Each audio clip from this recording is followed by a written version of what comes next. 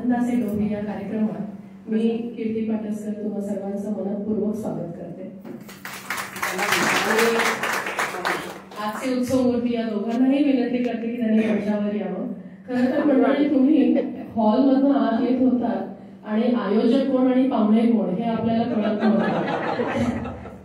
कारण याचं सगळं श्रेय त्यांना जातं, कारण विशी आणि तिशीतल्या तरुणांना सुद्धा नाचेल असा उत्साह या दोघांमध्ये आहे.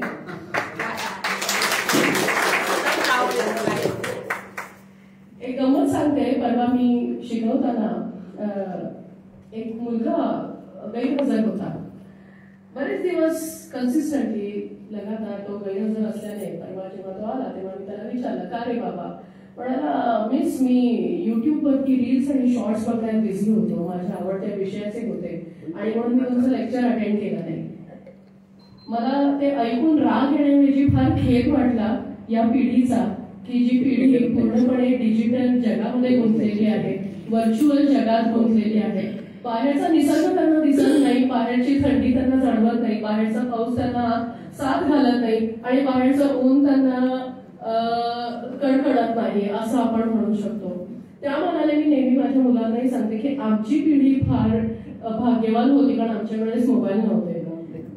आज ह्या डिजिटली इक्विप झालेल्या मनोरंजनात सुद्धा आपण भाग्यवान आहोत की आपल्याकडे अशा काही व्यक्ती आहेत ज्या आपल्याला त्यांच्या कार्यक्रमातून नाट्य, साहित्य, संवाद या सगळ्याचा स्पर्श करून देतात, या सगळ्याची जाणीव करून देतात. आणि नुसतं तेवढंच नाही तर त्यांच्या कार्यक्रमामध्ये अत्यंत प्रचंड असं रंजन मूल्य सुद्धा असतं.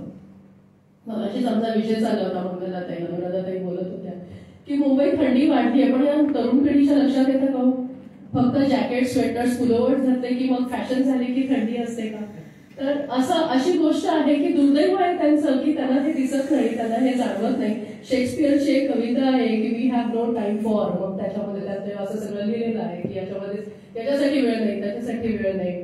तर म्हणजे मला या अनुषंगाने एक आपल्या अरुण म्हात्रेंची कविता आठवते की आभाळ निळे फडफडते आकाशामध्ये, खाली तुझे आभास मला चकवते, रस्त्यात राहुनी उभी अडवते सकाळ वळणावरी, पक्ष्यांनी तिजला हळू उचलले उन्हाळ किरणावरी, अजूनही आहे वेळ निरागस माणूस नाही कोठे, अजूनही आहे वेळ निरागस माणूस नाही कोठे, हा तरंग कसला माणुसकीचा तळ्यात माझ्या दाटे, हा तरंग कसला माणुसकीचा तळ्यात माझ्या दाटे. तर हा माणुसकीचा तरंग, या जीवनाचा तरंग, या आनंदाचा तरंग घेऊन आपण सुरू करणार आहोत. आता राहिली ओळख, म्हणजे राहिला प्रश्न की आजच्या उत्सवमूर्तींची ओळख. तर खरं सांगू का की मला त्यांची ओळख आणि त्यांचा परिचय वाचता वाचताच दम लागला, जेवढा दम मला आताही लागलेला नाही. कारण त्यांचा एकंदरीत कार्यकर्तृत्वाचा मागोवा घेताना माझी इतकी दमछाक झाली आणि विचारांची इतकी दमछाक झाली की एका आयुष्यात इतके ह्या उत्साहाने, या उर्मीने एक व्यक्ती इतकं सगळं कसं काय करू शकते. म्हणजे हे दोघांच्याही बाबतीत लागू आहे. पण त्यांचं हे कार्यकर्तृत्व आम्ही एका छानशा मानपत्रात बांधून ठेवलेलं आहे, जे आज आम्ही त्यांना प्रदान करणार आहोत. तर आणि सर, त्याच्यासाठी मी तुमची क्षमा मागते, कारण सरांनी अगदी मला प्रेमळ धमकी दिली होती की पुष्पगुच्छ, कुठल्याही प्रकारच्या भेटवस्तू आणू नये, पण हा तुमच्या कार्यकर्तृत्वाचा गौरव आहे, त्याच्यामुळे हे मानपत्र तुम्हाला घ्यावंच लागेल. आणि ते मानपत्र लिहिलेलं आहे आमच्या ज्येष्ठ साहित्यिका अनुराधाताई नेरुरकर यांनी.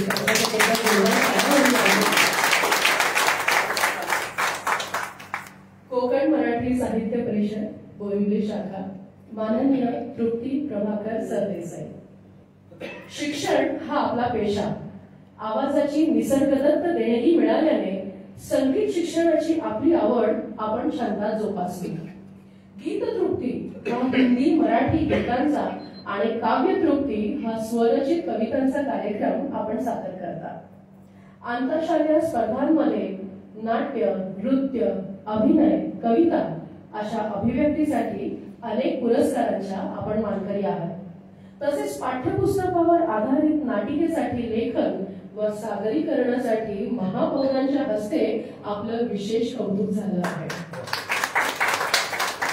कुठलीही रचना सादर करताना आपली तन्मयता वाखाणण्याजोगी असते.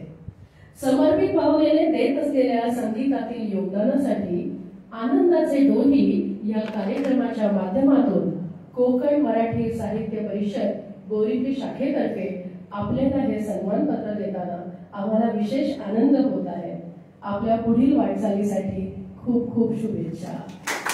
मी वंदनाताई यांना विनंती करते की त्यांनी कृपया त्यांच्या हस्ते हे मानपत्र ताईंना द्यावं.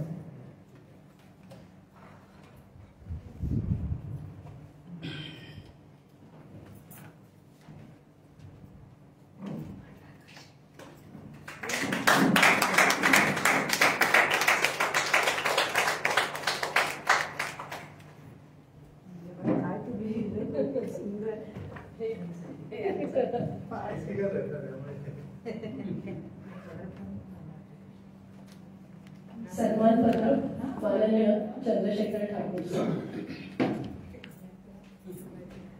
समाज प्रबोधन हा आपण घेतलेला वसा आहे.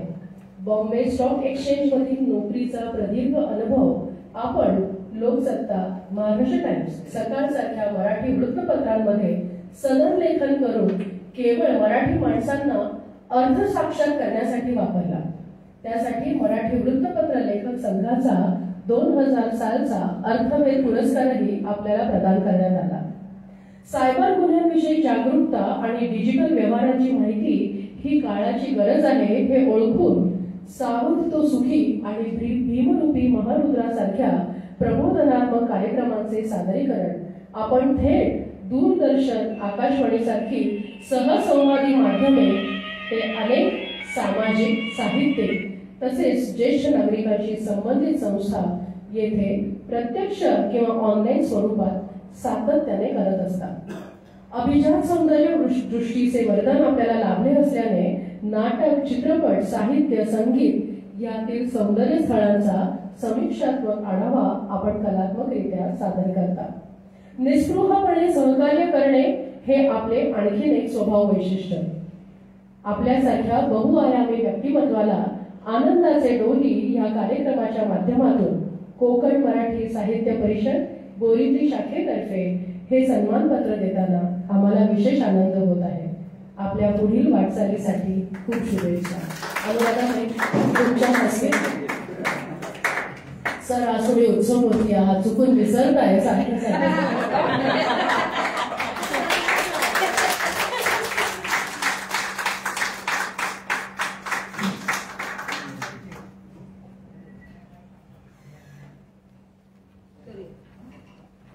धन्यवाद ठाकूर सर, धन्यवाद तृप्तीताई आणि अनुराधाताई, तुमच्या या अत्यंत सुंदर शब्दांसाठी खूप खूप धन्यवाद.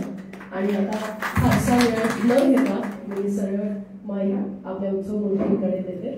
त्यांचा आनंदाचे डोह या कार्यक्रम ऐकायला आपण सगळे उत्सुक आहोत.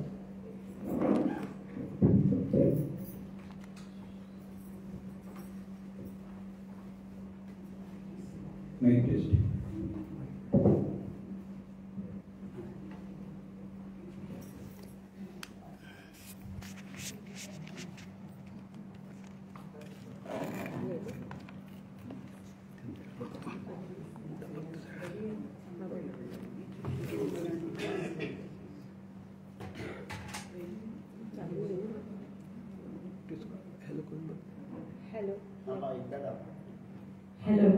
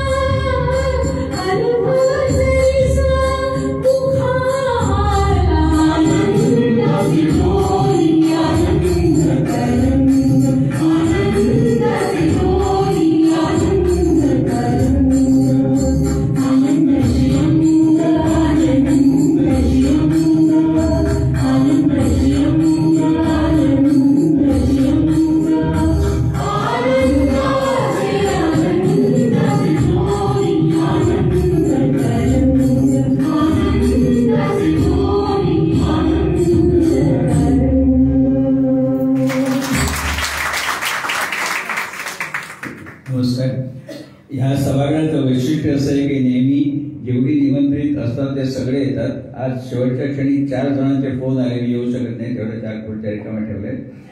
आणि ज्यावेळी इथे मी पहिला कार्यक्रम केला होता गाण्याचा, ताईंचा 50वा कार्यक्रम होता, त्यावेळी आतमध्ये 75 आणि बाहेर 75. आणि हे आमचे रेडकर साहेब त्यांनी एक एक्स्ट्रा माईक बाहेर लावला. सभागृहाच्या व्यवस्थापकांनी अशोक बक्षी म्हणून आहे, त्यांनी बाहेर 75 खुर्च्याची व्यवस्था केली. त्यावेळी 75 + 75 अशी मंडळी असेल. एवढी उपस्थिती नेहमी असते. आणि कसं आहे, उपस्थितीच्या बाबतीत कधी आम्हाला त्रास पडत नाही, पण एखाद्या कमी उपस्थिती असेल ना तरी त्याचा उपयोग आपल्या पुलंसारखी व्यक्ती एक वेगळ्या प्रकारे करून घेते. अरुण दाते सगळ्यांना माहिती आहे. अरुण दातेंनी एक आठवण सांगितली, स्वतः व्हिडिओ केलाय, गैरसोनी नाही.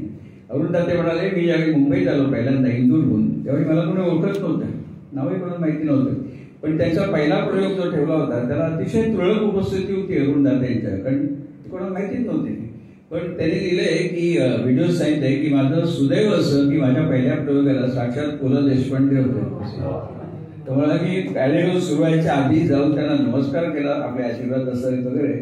पण म्हणाल मी पुलांना विचारलं की माझ्यासारख्या माणसाचं नाव कोणाला माहिती नाही, उपस्थिती काही नाहीये, मग तुम्ही ह्या माझ्या कार्यक्रमाला कसे काय आले? मुलं म्हणाले, हो दाते, गेले महिनाभर माझी तब्येत बरी नाहीये, डॉक्टरांनी बाहेर पडायला मनाई केली आहे. तर काल मी फॉलोअपसाठी गेलो होतो आणि डॉक्टरांना विचारले किती दिवस चालायचं. डॉक्टर म्हणाले, तसं करा, उद्यापासून तुम्ही बाहेर पडायला सुरुवात करा, थोडं थोडं बाहेर जा, फक्त एक पथ्य पाळा की जिथे कमी गर्दी असेल त्या ठिकाणी मुलं हे मुलं आहे, तसं कमी गर्दीचं आम्हाला कधीच हे झालं नाही. असं आम्ही मिनी थिएटरला कार्यक्रम केला होता ठाकरेला, तिथे अक्षरशः म्हणजे वाईट वाटतं की लोक आम्हाला बोलवलं होतं, पण तिथे आधी 210 काही कपॅसिटी तेवढी माणसं होती. असं आपल्या सभोवती एवढा आनंदाचा डोह भरून आहे. आणि ह्या डोहातला प्रत्येक तरंग हा आनंदाचा, म्हणजे एवढ्या आनंदाचा असतो की हा आनंद स्वतःच आनंदी होऊन गेलेला आहे. तर असा हा अनेक साहित्यिकांनी, कलाकारांनी आपल्याला दिलेला आनंदाचा ठेवा आहे. तुकाराम महाराज परमेश्वर भेटीसाठी अगदी आसुसले होते. तसे आम्ही सुद्धा आपल्या सारख्या सर्व रसिकांच्या भेटीची अगदी उत्कटतेने वाट पाहत असतो. आणि ह्या आनंदाच्या डोहातला प्रत्येक थेंब आपल्या सर्वांना नक्कीच आनंदी करेल. ह्या कार्यक्रमाची इथे संधी दिल्याबद्दल कोमल सापनच्या कार्यवाह कीर्ती पाटसकर त्या अगदी बघितल्याबरोबर त्यांच्याकडे बघितलं की आपण प्रसन्न होऊन जातो. इतकं त्यांचे रूप आणि गुणांचं त्यांच्यात संगम झालेला आहे. त्याप्रमाणे अनुराधाताई आज इथे आलेल्या आहेत, रचनाताई आहेत, वंदनाताई आहेत, रामदास सर, बरेच सगळे मान्यवर इथे आहेत. त्यांच्यासमोर मला थोडंसं म्हणजे कार्यक्रम साधा, एवढ्या साहित्यिकांच्या पुढे आपण आता कार्यक्रम साहित्याचा करायचा आहे, त्यामुळे थोडंसं दडपण आहे. पण ठीक आहे, आपल्या सर्वांच्या सहकार्याने होऊन जाईल. असो. काव्यशास्त्र विनोदेन कालो गच्छति धीमतां व्यसनेषु च मूर्खाणां निद्रया कलयेन वास. शाळेत असताना सुभाषित प्रत्येक अजून एक डोक्यात येते. काव्यशास्त्र विनोदामध्ये जाणकार मंडळीचा वेळ जातो आणि मूर्ख लोकांचा वेळ व्यसन करणं, भांडणं करणं यामध्ये सगळ्या जात असतो. झोपा काढणं, अर्थात आपण सगळे पहिल्या कॅटेगरीचे माणसं. तर काय आपण मला अनेक वेळा वाटतं आपण खरंच भाग्यवान आहोत की आम्ही महाराष्ट्रामध्ये जन्मलो. कारण आपल्या महाराष्ट्रामध्ये दिग्गज अशा अनेक व्यक्ती होऊन गेल्या आणि सध्या देखील आहेतच. आणि अगदी नावं घ्यायची ती किती नावं घ्यावी. अगदी प्रातिनिधिक स्वरूपात बोलायचं झालं ना तर लेखक म्हटलं राम गणेश गडकरी, कवी कुसुमाग्रज, नाटककार वसंत कानेटकर, अभिनेते प्रभाकर पणशीकर, वक्ते, आचार्य अत्रे, नाटककार,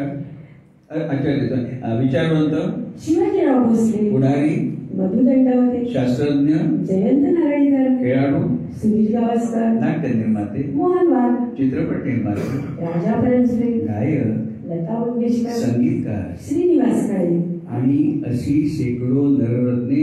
आणि एक नाव जे घेतल्याशिवाय आपण पुढे जाऊ शकत नाही, आपल्या सगळ्यांचे लाडके मधुभाई उर्फ मधु मंगेश कर्णे. त्यांच्या आपल्या कोमल सापळेचे ते संस्थापक सगळे काही आहेत. मला आनंद झाला असता, त्यांच्या वयाप्रमाणे त्या बाहेर करू शकत नाही फार जास्त.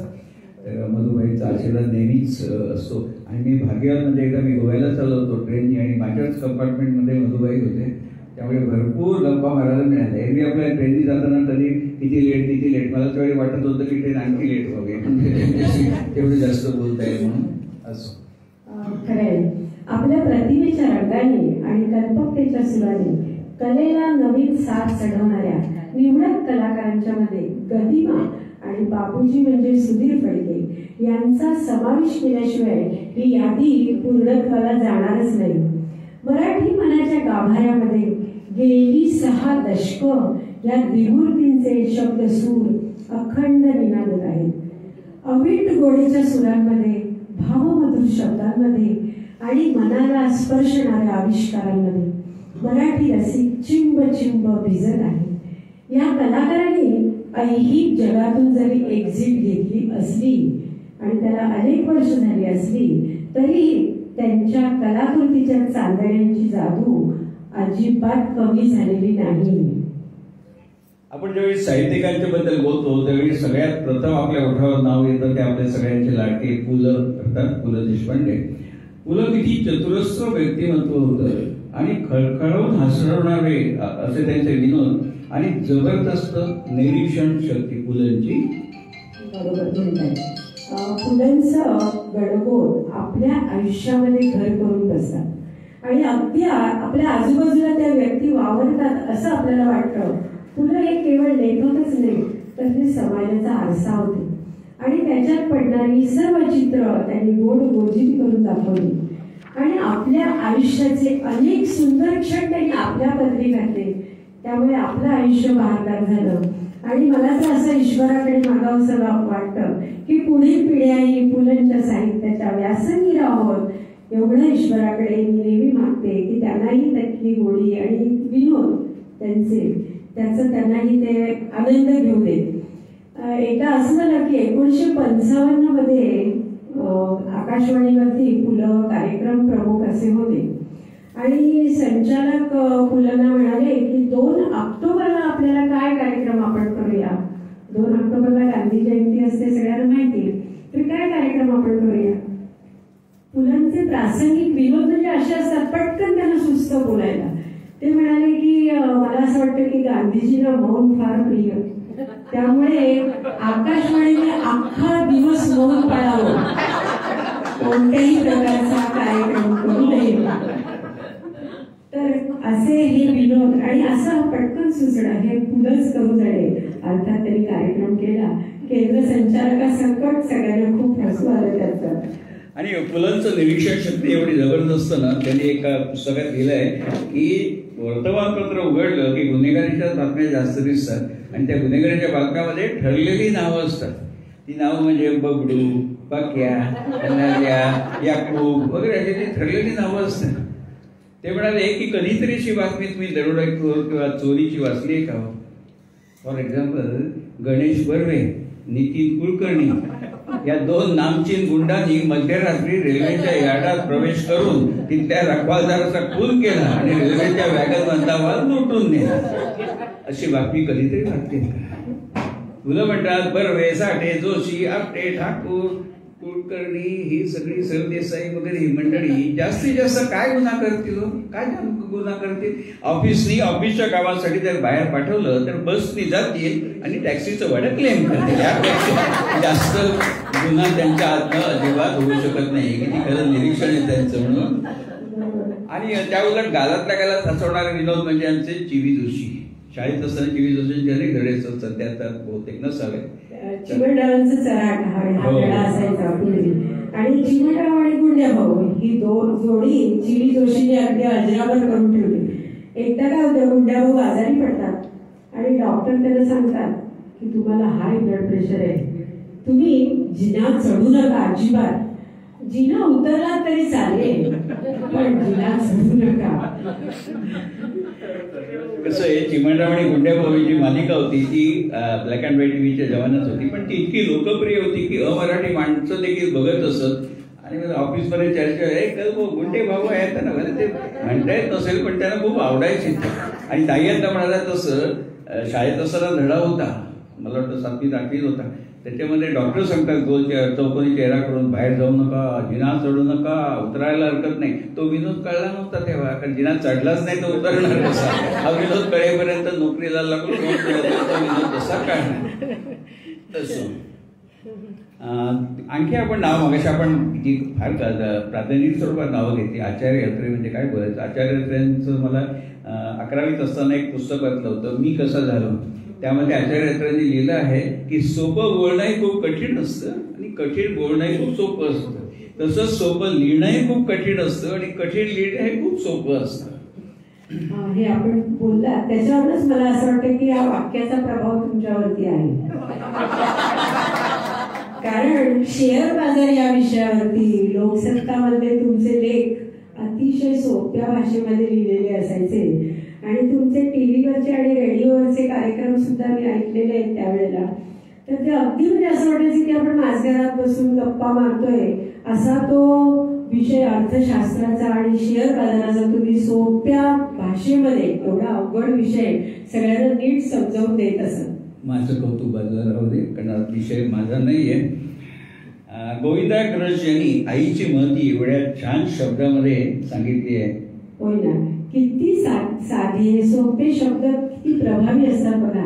गोविंदाग्रज म्हणजेच आपले राम गणेश गडकरी. ते म्हणतात, हे हृदय कसे आईचे मी उगाच सांगत नाही, जे आनंदेही रडते दुःखात कसे ते होई. आईला बघा 2 वेळेला आनंद खूप झाला तरी खूप डोळ्यातनं पाणी येतं, दुःखाचा विचारच नका. ते इतकं सोप्या शब्दामध्ये गोविंदाग्रजांनी लिहिले. मग आपण म्हटलं विविध क्षेत्रातली मंडळी, लेखक, कलाकार, नाटककार, निर्माते, सगळ्या प्रकारची मंडळी आपल्याकडे होती आहेत. आणि त्यामध्ये एक नाव म्हणजे शन्ना नवरे नाटककार. शन्नाचं एक नाटक होतं सूर राऊदे या नावाचं, सूर राऊदे. त्यामध्ये ना शंकर घाणेकर हे अभिनेते होते. त्यांची छोटीशीच भूमिका होती, पण शंकर घाणेकरांचं वैशिष्ट्य म्हणजे छोटी भूमिका असेल तरी सुद्धा ते छाप पाडून जात असत. तर त्या सूर राऊदेमध्ये शंकर घाणेकरांना खेड्यातल्या एका डॉक्टरचा कंपाऊंडर अशी ती भूमिका होती, खेड्यातल्या डॉक्टरचा कंपाऊंडर. तर आणि शंकर घाणेकरांचा आवाज थोडा अनुनासिक होता, जो विनोदी भूमिकेला पोषक असतो. तर प्रसंग असा दाखवलाय की हे कंपाऊंडर शंकर घाणेकर आणि एक समाजसेवक दोघे बोलत असतात. आणि ते बोलता बोलता शंकर घाणेकर कंपाऊंडर सांगतात समाजसेवकाला, माझ्या वडील नेहमी म्हणायचे, जिथे आधीच प्रकाश आहे तिथे जाऊन मेणबत्ती लावण्यापेक्षा जिथे अंधार आहे तिथे जाऊन मेणबत्ती लावावी. म्हणजे अंधाराला जेवढा आनंद होतो त्यापेक्षा जास्त आनंद मेणबत्तीला होतो. समाजसेवक म्हणतात, खरे रे बाबा तुझे वडील म्हणतात. ते काय करतात तुझे वडील? इलेक्ट्रिसिटी बोर्डात वायरमन होते, शॉक लागून वारले. ते समाजसेवक म्हणतात, खरे रे बाबा इलेक्ट्रिकची कामं जीवावरती रे, धोका शॉक लागतो काय होतो? नाही त्यांना तसा शॉक नाही लागला. मग मी 11वी SSC ला 11 वेळा नापास झालो, त्या शॉकने ते गेले. त्यावेळी 11वी SSC होती, आता मी 10वी SSC सगळे. पण ही सगळी मंडळी ना खरं त्यांच्यापासून काहीतरी शिकण्यासारखं आहे. आपण नेहमी म्हणतो न्याय, प्रभाकर पणशीकर, अश्वंत झाली फुलेमध्ये प्रिन्सिपल विद्यानंद, ते कसा न्याय शब्द विचारतात. आपण नेहमी म्हणतो न्याय देवता आंधळी असते, म्हणजे ते काही बघत नाही गरीब कोण श्रीमंत कोण असेल त्याप्रमाणे न्याय देते. पण वसंत कानेटकरांनी न्याय देवता आंधळी असते याचा वेगळ्या प्रकारे अर्थ असा त्याच्यात दाखवलाय की प्रिन्सिपल विद्यानंद हे प्रामाणिक असतात, काही गुन्हा केलेला नसतात, पण समोर संस्था चालक बदमाश असतात, ते त्यांना तुरुंगवारी घडवतात. तेव्हा प्रभाकर पणशीकर विद्यानंद म्हणतात, न्याय देवता आंधळी असते असं म्हणतात. न्याय देवता खरोखरच आंधळी असते, म्हणून धर्मापासारखे बदमाश तिला हातोहात फसवतात आणि बळी जातात निष्पाप विद्यानंद न्याय देवता. त्यामुळे पणशीकरांचं वैशिष्ट्य म्हणजे सगळे शब्द त्यांचे होतात ना, अतिशय स्पष्ट शब्दात ते उच्चारत असत. आणि दुसरं म्हणजे असं वाटतं ना की जुनी नाटकं त्याच संचामध्ये परत तरी बघायला मिळाली ना. त्याकडे व्हिडिओ वगैरे काही नव्हतं शूटिंग, त्यामुळे त्या संचामधली फारच कमी नाटकं आहेत. पण ती असं वाटतं की ते दिवस परत यावेत आणि केव्हा तरी आम्हाला ते बघायला मिळावी. कधी कधी मला असं वाटतं की आपलं विद्यार्थी व्हावं आणि बिनधास्त मास्तरांच्या वर्गात बसावं, कुणाकडून काय घ्यावं हे त्यांनी शिकवावं आणि वर्गातून बाहेर पडताना बिंदांकडून कवितेची हिरवी पिवळी शाल घ्यावी आणि आयुष्यभरासाठी अगदी समाधानाने अंगावर ओढून घ्यावी. कधी कधी मला असं वाटतं की साने गुरुजींच्या वर्गात जाऊन बसावं आणि श्यामची आई लिहिणाऱ्या प्रेमळ श्यामला अनुभवावं, त्यांच्या डोळ्यात अपार प्रेम माया अनुभवावी आणि खरा तो एकची धर्म ही शिकवण त्यांच्याकडून यावी. कधी कधी मला असंही वाटतं की बोरकरांच्या वर्गात जाऊन त्यांचे सागरासारखे सागरापरी गहिरे डोळे अनुभवावे आणि हे जी मला त्यांना कळले हो ते तुम्ही मलाही शिकवाल का असं त्यांना विचारावं. कधी कधी मलाही वाटतं की कुसुमाग्रजांच्या वर्गात जाऊन बसावं. कशाच आई विजयीशी डोळे उजळत तुझे भाल, रात्रीच्या गर्भात उद्याचा असे उषक्काल, ही आठवण त्यांच्याकडून ऐकावी आणि रात्रीच्या गर्भातली उषक्कालाची अशाच जागवत निघावं आणि पाठीवर तात्यासाहेबाचा हात असावा. लढ रे पोरा म्हणताना ऐकताना कणा टाकवा. कधी कधी मला असंही वाटतं शांताबाईंकडे जावं आणि ऋतू हिरवा ऋतू बरवा तुम्हाला कुठे भेटला हो ते त्यांना विचारावं आणि त्यांच्याकडून जाणून घ्यावं.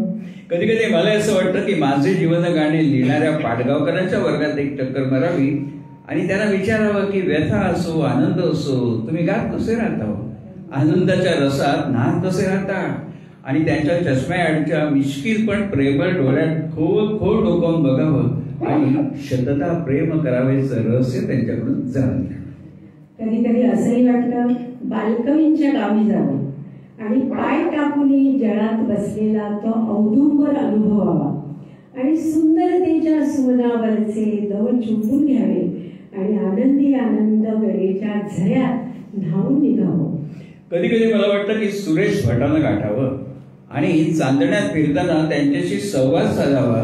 दुभंगून जाता जाता मी अभंग कसा झालो हे त्यांच्याकडून ऐकावं.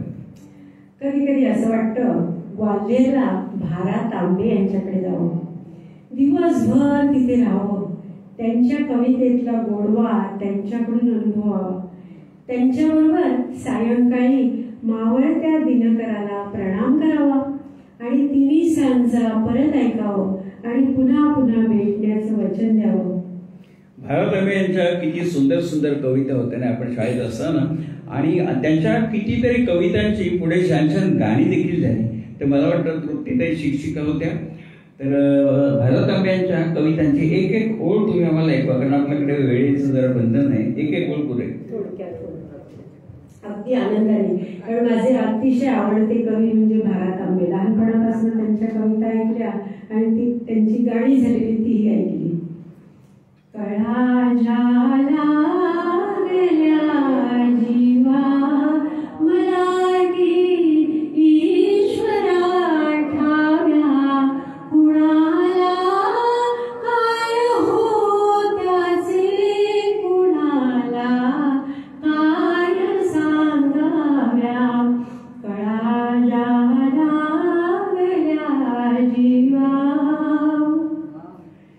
घनतरी शुक्र बघरा जगरी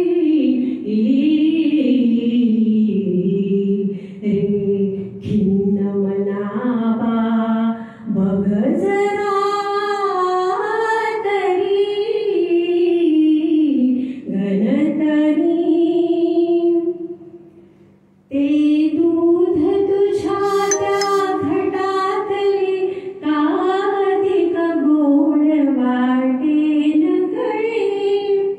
कशी काळना गेली सखे कवेण झाली नदी. तिन्ही सांजा सखे मिळाला, तिन्ही सांजा सखे मिळाल्या, देई वचन तुला आज पासुनी, जिने अधिक तू माझ्या हृदयाला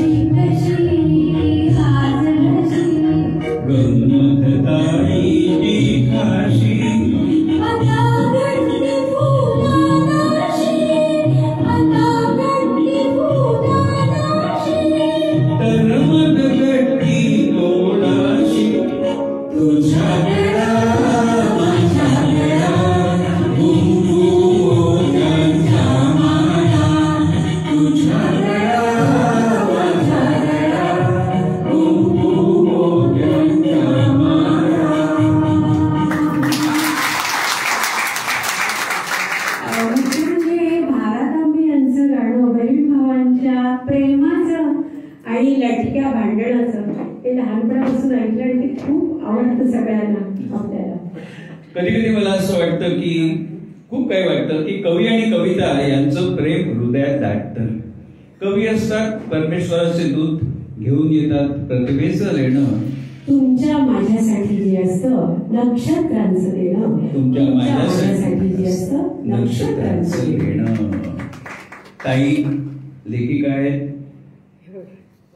कवयित्री पण आहेत, उत्तम शिकवतात आणि गायक आहे. त्याचा विठ्ठलभक्ती कार्यक्रम असतो 1.5 तासाचा, त्याच्यामध्ये मी निवेदन करतो एक वेगळ्या प्रकारचं असतं, लोकांना आवडतं. गेल्या आठवड्याला मी आपणा वगैरे रंधीचा कार्यक्रम केला, त्यांचा वर्धापन दिन होता गाण्याचा. फक्त आमचा 1.5 तासाचा कार्यक्रम असतो. आई लोक म्हणाले की 1.5 तास आम्ही देऊ शकत नाही, आणखी पण कार्यक्रम आहे, 1 तास देऊ, फक्त तुम्ही निवेदन करू नका. म्हणजे काय होईल, जास्तीत जास्त गाणी आम्हाला ऐकायला आवडेल. म्हटलं ठीक आहे, काय निवेदन व्हायलाच पाहिजे असं नाही.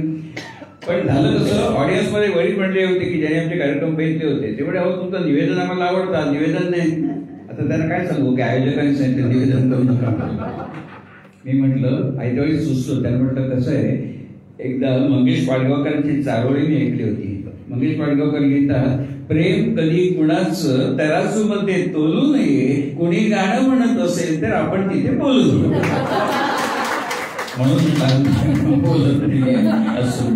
आता तुम्ही मंगेश पाडगावकरांचं नाव घेतलं तर त्यांचा एक असा अनुभव आहे मंगेश पाडगावकरांचा की पुणे विद्यापीठामध्ये एकदा साहित्यिक संमेलन भरलं होतं आणि त्या ठिकाणी मंगेश पाडगावकर अध्यक्ष म्हणून होते आणि त्यांची व्यवस्था तिथल्या एका वसतिगृहामध्ये केली होती. आणि सकाळी उठल्यावरती मंगेश पाडगावकर उठून बघतात तर अशी बाग होती छोटीशी आणि त्या बागेमध्ये बरीच फुलं फुलली होती. त्याच्यामध्ये एक इतकं असं टपोरं मोठं आणि सुंदर रंग असलेलं फुल त्यांनी बघितलं मंगेश पाडगावकरांनी आणि ते फुल बघूनच खूप प्रसन्नता वाटली त्यांना. आणि त्यांचा असा स्वभाव होता की आपल्याला झालेला आनंद कोणाजवळ तरी आपण व्यक्त करावा. ते बघत होते तर कोणाला सांगू बरं मी. तर तेवढ्यामध्ये त्यांना एक स्वयंसेवक दिसला, विद्यार्थी स्वयंसेवक. त्याला तरी बोलवलं आणि सांगितलं, बाळ इकडे गेले, अरे हे जे फुल फुललं आहे अतिशय सुंदर आहे, काय बरं या फुलाचं नाव सांगशील का तू. तर तो अतिशय वृक्ष आणि अरसिकतेने म्हणाला, सर मला माहित नाही, मी केमिस्ट्रीचा विद्यार्थी आहे. खरे काय काय माणसं असतात ना, ती आनंद घेण्याचं देव त्यांच्या नशिबात घातलेलंच विसरलेलं असेल. पण याच्यावर आपले फुलंनी वेगवेगळ्या फुलाविषयी कितीतरी वेगवेगळी क्रियापदं आणि वेगवेगळे विशेषण वापरली आहेत आणि ते लिहितात. ते प्रत्येक गोष्ट मनाला पडते. म्हणून असं वाटतं की फुलं आणि फुलं ही काय क्रियापद आणि विशेषण आपण ताई खूप छान शब्दात सांगतात ते. आणि प्रत्येक विशेषण वेगळं आहे त्याचं, आपल्याला पडतं ते सगळं. म्हणजे हे सगळं वाचून असं वाटतं की फुलं फुलांचे नाही तर शब्दांचे व्यापारी आहे. पण इतकी सुंदर शब्दामध्ये त्यांनी सगळं लिहिलंय. फुलं वेचावी पारिजातकाची, फुलं माळावी मोगऱ्याची, फुले जपावी बकुळीची, फुले दरवळावी चाफ्याची, फुले फुलावी गुलाबाची, फुले बहावी अनंताची, फुले बहरावी बहाव्याची आणि फुले घमघमावी रातळीची, फुले फुलावी कमळाची, फुले झुलावी मधुमालतीची, फुले रंगावी जास्वंदाची, फुले भरावी केळ्याची, फुले मोहरावी आंब्याची, फुले ओघळावी बुट्ट्याची, फुले दिखावी बोगनवेलीची आणि फुले स्मरावी बाभळीची, फुले लागवी अबोलीची, फुले निगरवी गोकर्णीची, फुले उधळावी झेंडूची, फुले तोलावी केशराची, फुले उमलावी ब्रह्मकमळाची आणि फुले निरखावी कृष्ण कमळाची, फुले निरखावी कृष्ण कमळाची. इतकं सुंदर त्यांनी ही विशेषण वापरले सगळी, प्रत्येक विशेषण वेगळं वेगळं आणि ते आपल्याला पटतं. त्याच्यातलं मुख्य म्हणजे मला जास्त आवडलं फुले तोलावी केशराची, केशर महाग असतं, त्यांनी ते बरोबर सगळे फुले झुलावी मधुमालतीची, मधुमालतीची वेलीवरची फुलं कशी झुलतात छान, पोगळवेलीची दिखावी फुलं असतात, त्याला वास वगैरे काही नसतो. म्हणजे इतकं खूपच सुंदर लिहिलंय त्यांनी. नाश्ता आला तुम्ही चालू ठेवा, काय सगळ्यांचे तोंड चालू राहतील आणि काय होतं ब्रेक घेतला की पुढे वेळ जातो म्हणून, आणि आपली घरचीच माणसं आहेत त्याला प्रॉब्लेम येते नाही असं. मग शेअर बाजाराचा उल्लेख केला. शेअर बाजारावरती माझी भाषणं खूप झाली आणि त्यानिमित्त देशभरामध्ये फिरणं झालं. मला ते बाहेर बघितलं की कसं म्हणतात केल्याने देशाकडनं तसं की वाटतं की आपण खरंच किती सुखी आहोत. खास करून मुंबईकर एवढं सुखी आहोत ना, बटन दाबलं भिंतीवरचं की दिवे लागतात, नळ वळला की पाणी मिळतं. बाहेर किती वाईट परिस्थिती आहे की पाण्यासाठी दाही दिशा हम्मा फिरवसी जगदिशा असं ते दिसतं. एकदा मी अहमदनगरला गेलो होतो, तर शहर याच्या आधी ग्रामीण भाग होता, तर 12 आणि 14 वर्षाच्या मुली डोक्यावरती हंडा कमरेवर कळशी घेऊन भर उन्हात 2-3 किलोमीटर पाणी घेऊन जातो. त्या बगीच्यावरती असं गलबलं. असं वाटलं की आम्ही किती मुंबईकर पाणी किती जास्त वापरतो. तेव्हा असं मला वाटलं की नाही, ह्याच्या पुढे आपण एक बादलीच्यावर पाणी कधी आंघोळीला घ्यायचं नाही. त्यानंतर मी कधीही आंघोळीसाठी एक बादलीच्यावर पाणी घेतलं नाही. मग मला असं वाटतं की काय ह्या वयामध्ये बागडायचं, शिकायचं, खेळायचं, त्या वयामध्ये बरं ते एका खेपेत पाणी होत नाही, सारख्या खेपा मारायला लागतात. नाही काय केलं नशिबी हाल असतात ना. मी ड्रायव्हरला म्हटलं अरे गाडी थांबव. त्यांनी विचारलं मुलीनं की कुठे जायचंय तुम्हाला, सांगितलं. म्हटलं बसा गाडी रिकामी होती.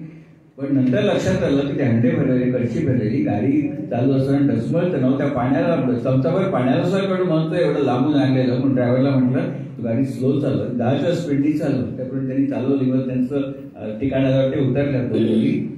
ड्रायव्हर म्हणाला साहब इसके बाद में कभी मेरे को ऐसे बोलना नहीं. म्हटलं काय झालं.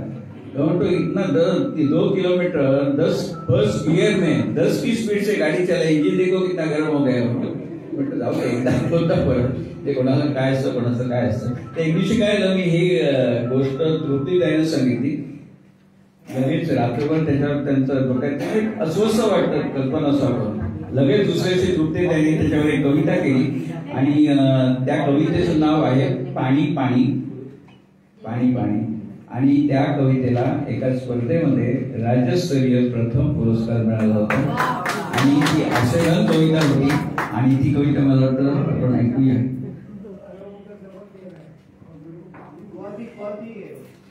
कवितेचं शीर्षक आहे पाणी पाणी.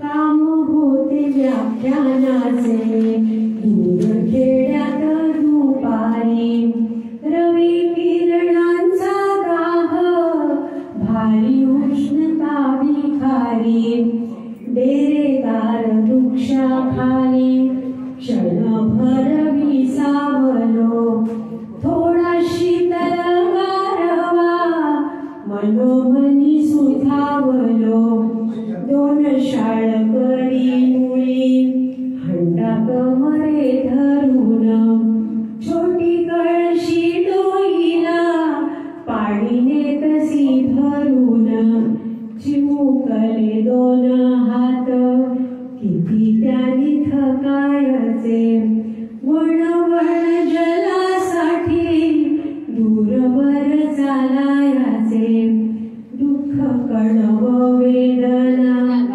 आली नयनी दाटून, कित्येकांचे जाते असे बालपण कोमेजून, संभाषणातून कळे रोज असेच न्यायचे, पाणी तर रोज हवे मग काय करायचे, रोज स्नानासाठी किती घेतो बाटल्या भरून, आता पुरेसे घेईन पूर्ण विचार करून, सारे शहरी आपण पाणी जपून वापरू, खेड्यातील बांधवांचे कष्टप्रद जीर्ण स्वरूप, खेड्यातील बांधवांचे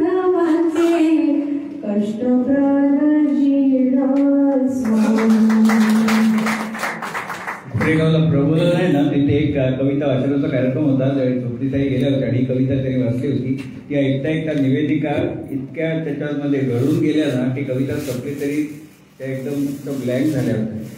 सॉरी, माझ्या डोळ्यासमोर सगळं चित्र उभं राहिलं कसं बोली ते आणत असते म्हणून. ही शब्दांची ताकद आहे अर्थात.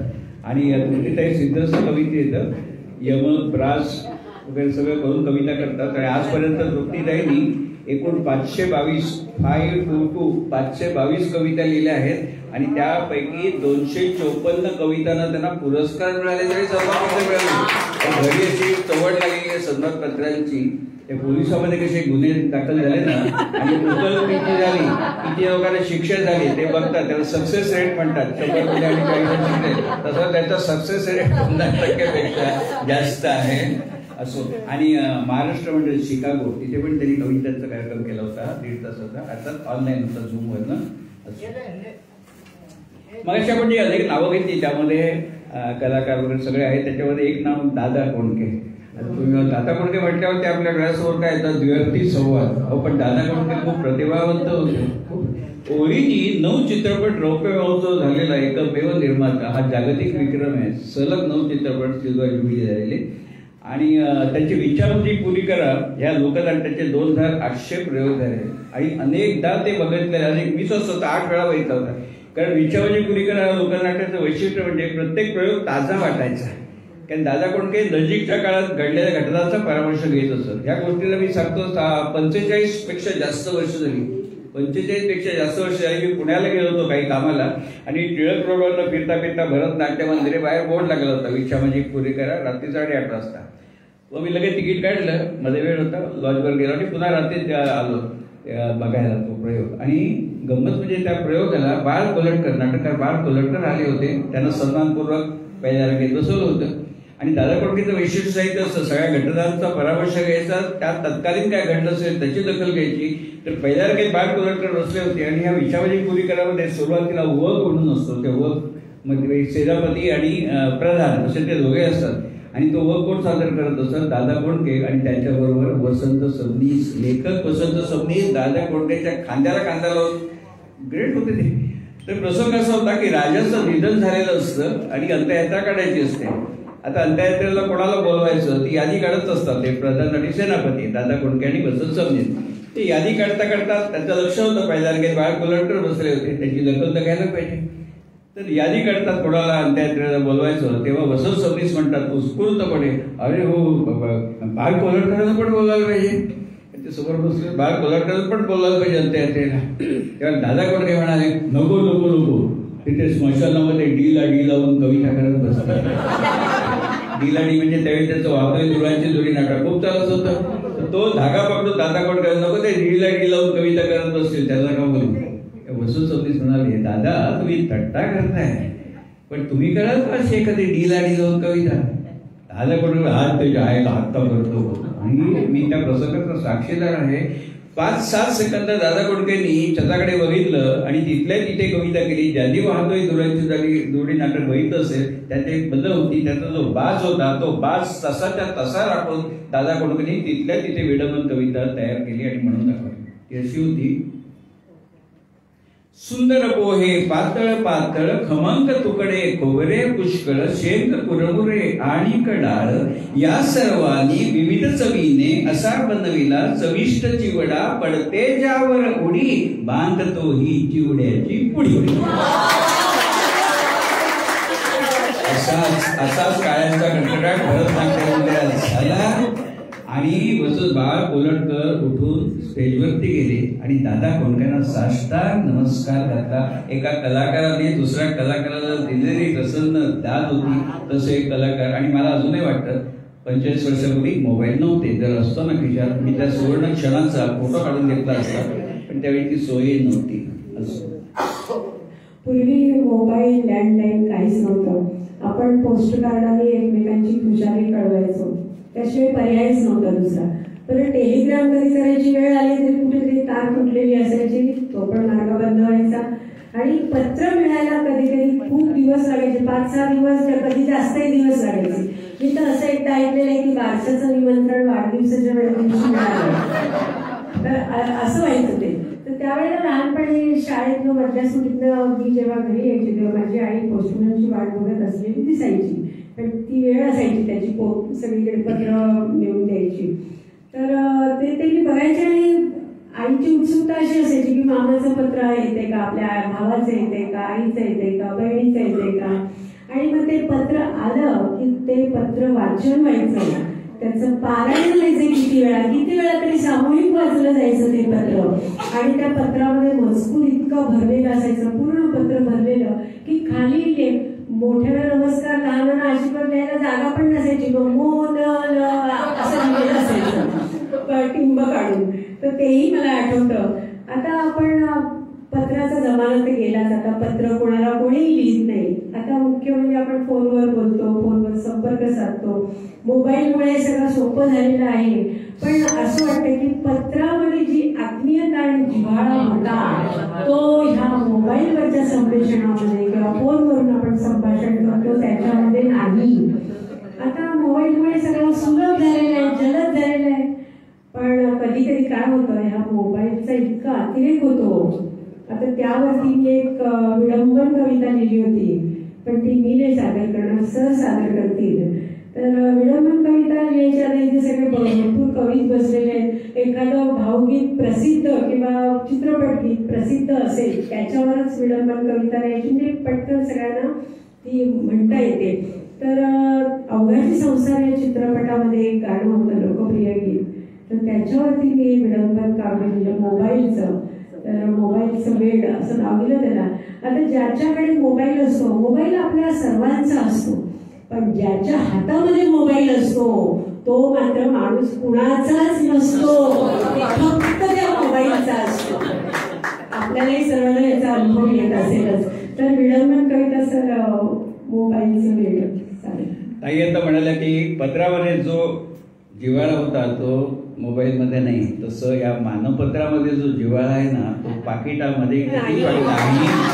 खरं सांगतो की मी लहान होतो, शाळेत असताना बक्षिसं मिळायची, त्यावेळी बक्षीस म्हणजे 2 रुपये 5 रुपये वगैरे, त्यावेळी मजा वाटायची.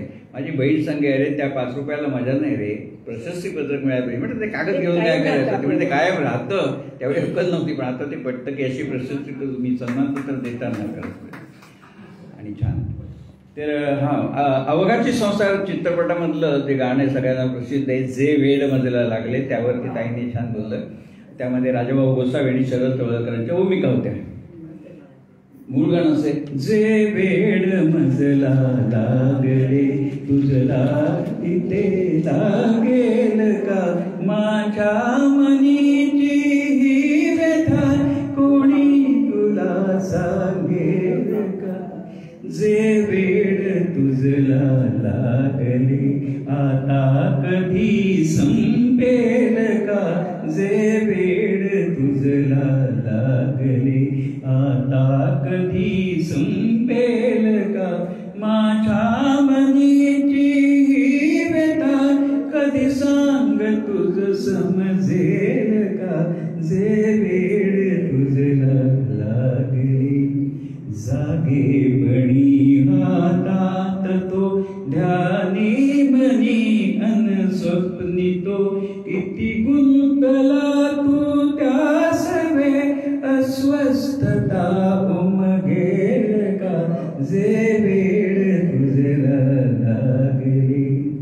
उठता सकाळी रोज तू जाई नजर त्याच्याकडे, होई चहा किती थंड हा नज लक्ष ही खाण्याकडे, जे वेड तुझला लागले. मनी भीती मजला वाटते, मनी भीती मजला वाटते, म्यूट बोलणे हे आपुले, आभासी जगती रंगता संवाद सारे संपले, जे वेड तुझला लागले आता कधी संपेल का, माझ्या मनीची ही व्यथा कधी सांग तुझ समजेल का, जे वेड तुझला लागले.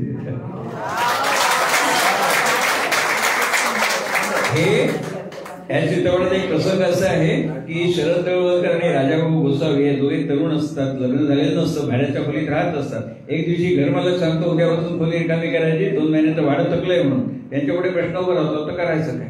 तेवढ्यात राजाभाऊनी कुठच्या तरी एका संस्थेकडे स्पर्धेसाठी कविता पाठवलेली होती आणि त्या संस्थेकडून पत्र येतं की तुमच्या कवितेला प्रथम पुरस्कार मिळालेला आहे, 200 रुपयाचं बक्षीस आहे, त्या दिवसात मान्यवर येईल. ते पत्र दाखवून राजाभाऊ मालकाला दाखवतात. मालक म्हणतो ठीक आहे, 2 दिवसांनी पैसे येणार आहेत. आणि आनंदाची बातमी मित्राला सांगायला, शरद तळवलकरांना सांगायला राजाभाऊ घरकत आतल्या खोलीत जातात. शरद तळवलकर कपड्यांना इस्त्री करत असतात. त्याच्या शहरात थांब रे, इस्त्री वाजवायची होती, काय सांगतो त्या घरी याचं आपल्याला बक्षीस मिळालंय, आता आपल्याला खोली रिकामी करायला लागायची नाही. हे ते सांगत असताना शरद तळवलकरांची जी इस्त्री होती ना ती तशीच कपड्यावरती ठेवलेली होती.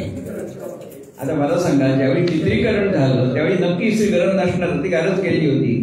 पण जर इस्त्री थांबायचं आपण अशी करून ठेवतो ना, ती शरद तळवलकर तशीच ठेवली होती. ही मंडळी मोठी आहे, टीका करत नाही, आपण त्याचा आनंद घ्यायचा आहे. म्हणजे पण कसं असतं बघा, छोटी छोटी गोष्ट देखील लक्षात येत नाही. त्यामुळे इस्त्री गरमेची अशी ठेवायला पाहिजे. शरद तळवलकरच्या लक्षात आलं नाही, राजाभाऊंच्या लक्षात आलं नाही, कॅमेरामनच्या लक्षात आलं नाही, दिग्दर्शकाच्या लक्षात आलं नाही, स्पॉट बॉय वगैरे अनेक मंडळीचं कोणाच्याच लक्षात आलं नाही. त्यामुळे ही मंडळी मोठी आहेत. फक्त अनेक वेळा बारीकची चूक होऊन घेते. जसं आम्ही शाळेत असताना धडा होता, एडिसननी मांजरासाठी एक पिंजरा बनवायला सांगितलं सुताराला, आणि त्याला सांगितलं की 2 दारं बनवा, एक मोठ्या मांजराला आणि एक पिलासाठी. सुतार म्हणाला कशाला, मोठ्या मांजराच्या दारात पिलू जाऊ शकतं ना. याचा अर्थ एडिसनपेक्षा सुतार हुशार असं बिलकुल नाही. पण एखादी काही गोष्ट नाही लक्षात, जसं इस्त्रीचं झालं ते लक्षात नाही आलं. आणि त्यावेळी बघा रीडर्स डायजेस्ट नावाचं एक छान मासिक निघायचं आणि फिल्म फेअर हे फिल्मी मासिक होतं टाइम्स ऑफ इंडियाचं. त्यामध्ये एक कॉलम होता आणि त्या कॉलमचं नाव होतं रीडर्स डू नॉट डायजेस्ट.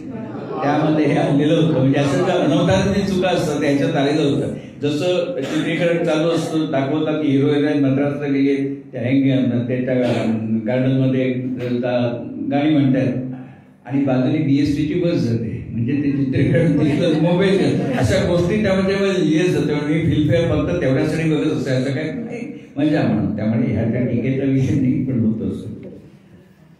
50 वर्षापूर्वी आपल्याकडे ब्लॅक अँड व्हाईट TV होता, पण त्या जमान्यात सुद्धा किती दर्जेदार कार्यक्रम असतो. प्रतिभा आणि प्रतिमा, गजरा, हास्यपर्य, जाणवत नसे रंगीत टीव्ही नाही म्हणून. आणि त्यामध्ये एकांकिका पण असतो. तशी एक एकांकिका होती, त्याचं नाव होतं देवा शपथ खरं सांगेन. तुम्हाला आठवत असेल, त्याच्यामध्ये कोण होते मी सांगत नाही, तुम्हाला अनेक लोकांना आठवेल किंवा संवाद ऐकता ऐकता लक्षात येईल. त्यामध्ये असं दाखवलं होतं की 85 वर्षाचे आजोबा आणि 80 वर्षांची आजी एका संध्याकाळी गप्पा मारत बसलेले असतात, जुन्या आठवणी सगळ्या काढत. तर ते गप्पा मारता मारता आजोबा अशा 1-2 गोष्टी सांगतात आजींना, आणि त्या ऐकल्यावरती आजी जरा अस्वस्थ होते थोडी, पण आजी चेहरा सवाशीत असते. त्यांनी ते 2 गोष्टी सांगितलेल्या ऐकल्यावरती आजी पण अशी एक गोष्ट घटना सांगते जी ऐकून खरं तर आजोबा खूप चिडायला पाहिजेत, पण ते चिडत नाही, वेगळ्या प्रकारे रिॲक्ट होतात. ते कसे रिॲक्ट होतात ते आपण संवादातून बघूया. देवा शपथ खरं सांगेन.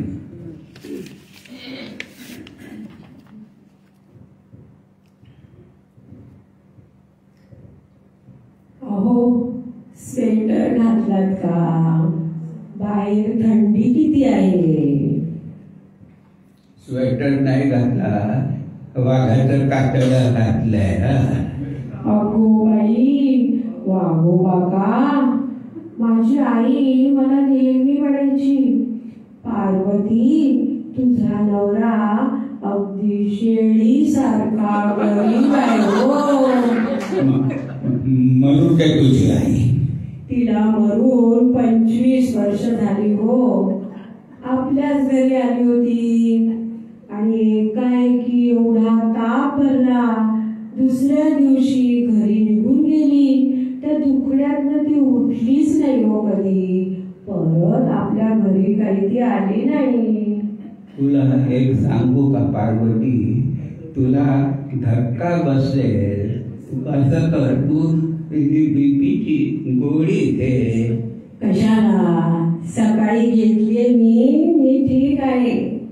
अगं मी सांगणार आहे ते ऐकून तुला गोळीची गरज पडेल. द्या ते भांड आहे, गोळी घेतली.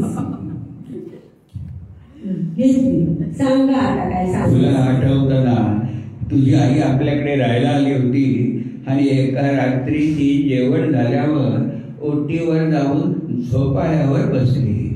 थोड्या वेळात भूत भूत असं किंचाळत ती माघारात धावत आली. होय हो, झोपाळ्यावरती बसली होती आणि झोपाळ्याच्या मागच्या खिडकीमध्ये बसला तरी आवाज झाला म्हणून तिने डोकावून पाहिलं आणि तिला भूत दिसलं. दुसऱ्या दिवशी ती बॅग घेऊन घरी गेली. खूप घाबरली आणि तिला तापही आला हो, आणि गेली, ती परत आलीच नाही. तुला सांगतो पार्वती, ते भूत नव्हतं. म्हणजे काय? तुम्हाला काय माहित हो? अगं ते भूत नव्हतं. तुझी आई 1.5 महिना झाला तरी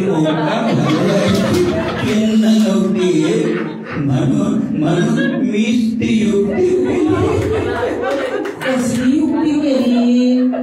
अगं खेळण्याच्या दुकानात जाऊन भूताचा मुखवटा आणि तुझी आई झोपाळ्यावर बसली होती, ती मागच्या खिडकीपेक्षा जाऊन तो मुखवटा लावला, अंगावर काही घोंगडी घेतली आणि थोडासा आवाज केला. तुझ्या आईनं मागे वळून बघितलं आणि भूत भूत असं काय ही करणी हो तुमची? शोभतं का तुम्हाला हे असं वागणं? बरं, तुम्ही माझ्या आईशी असं वागलात आणि माझ्या बाबांशी सुद्धा तुम्ही प्रतारणा केली हो. बोलू देणार नाही. मी कसली प्रतारणा केली सांगते तुम्हाला. बाबा अखेरच्या टप्प्यात बिचारे मृत्यूशी झुंज देत होते हो. त्यांना आपल्या मुलीची म्हणजे माझी खूप काळजी वाटायची, कारण तुम्हाला हा दारूचा जुगाराचा नाद माझं कसं होईल ह्याची त्यांना सतत काळजी असायची हो. आणि एकदा त्यांनी मित्राकडून 1000 रुपये उसने घेतले होते हो, आणि तुमच्याकडे दिले ते मित्राला द्यायला. त्याला जावत नव्हतं म्हणून तुमच्याकडे दिले. अगं होय, ते 1000 रुपये गणपतरावांना द्यायचे होते त्याच्या मित्राला, म्हणून ते 1000 रुपये घेऊन मी बाहेर पडलो. नंतर गणपतराव भेटले मला हो. ते 1000 रुपये तुम्ही त्यांना दिलेच नाही. बरं दिसतं का हो हे? आणि दुसरं म्हणजे माझे बाबा मृत्यूशय्येवर होते हो. त्यांना तुम्ही वचन दिलं, उद्यापासून जुगार दारू सोडेन असं शहाण्यासारखं वचन दिलं. मला किती धन्य झाल्यासारखं वाटत होतं हो. तुला पार्वती एक सांगू का? वर्त कर, तू आधी पाणी पी थोडं. काय नको पाणी? हे सारखं पाणी पाजून पाजून काय मला मारायचे का? बोला तुम्ही, ऐकते मी. हे बघ, तुझ्या बाबाकडून 1000 रुपये घेऊन मी बाहेर पडलो, पण ते 1000 रुपये गणपतरावांना दिलेच नाही. ते माहित आहे मला, पण केलं काय त्या पैशाचं? अड्ड्यावर जाऊन जुगार खेळलो आणि बऱ्यापैकी हरलो, आणि त्या हरल्याचं दुःख विसरण्यासाठी बारमध्ये दारू पीत बसलो. बाबाला वचन दिलं होतं ना तुम्ही, कसलं? उद्यापासून दारू जुगार सोडेल. अगं उद्यापासून सोडेल म्हणून सांगितलं होतं, आजपासून सोडेल म्हणून कुठे सांगितलं होतं? कमाल आहे हो या माणसाची. परमेश्वरा सोडव रे मला या माणसापासून. बरं, मी पण एक गोष्ट तुम्हाला आता सांगणार आहे. ते सांगण्याआधी पाणी पितो. नको, मी सांगते ते ऐकल्यावर तुम्हालाच पाण्याची गरज लागेल. हे घ्या. दे ते भांड. तू अशी ऐकायची नाही. स्वभाव तुझा, त्या शेजारच्या मालतीबाई बघ किती समजूत राहत्या.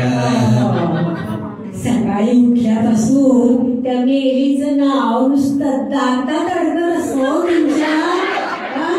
सुपारीचा कण अडकल्यासारखं. बरं मरून देते मालतीबाई.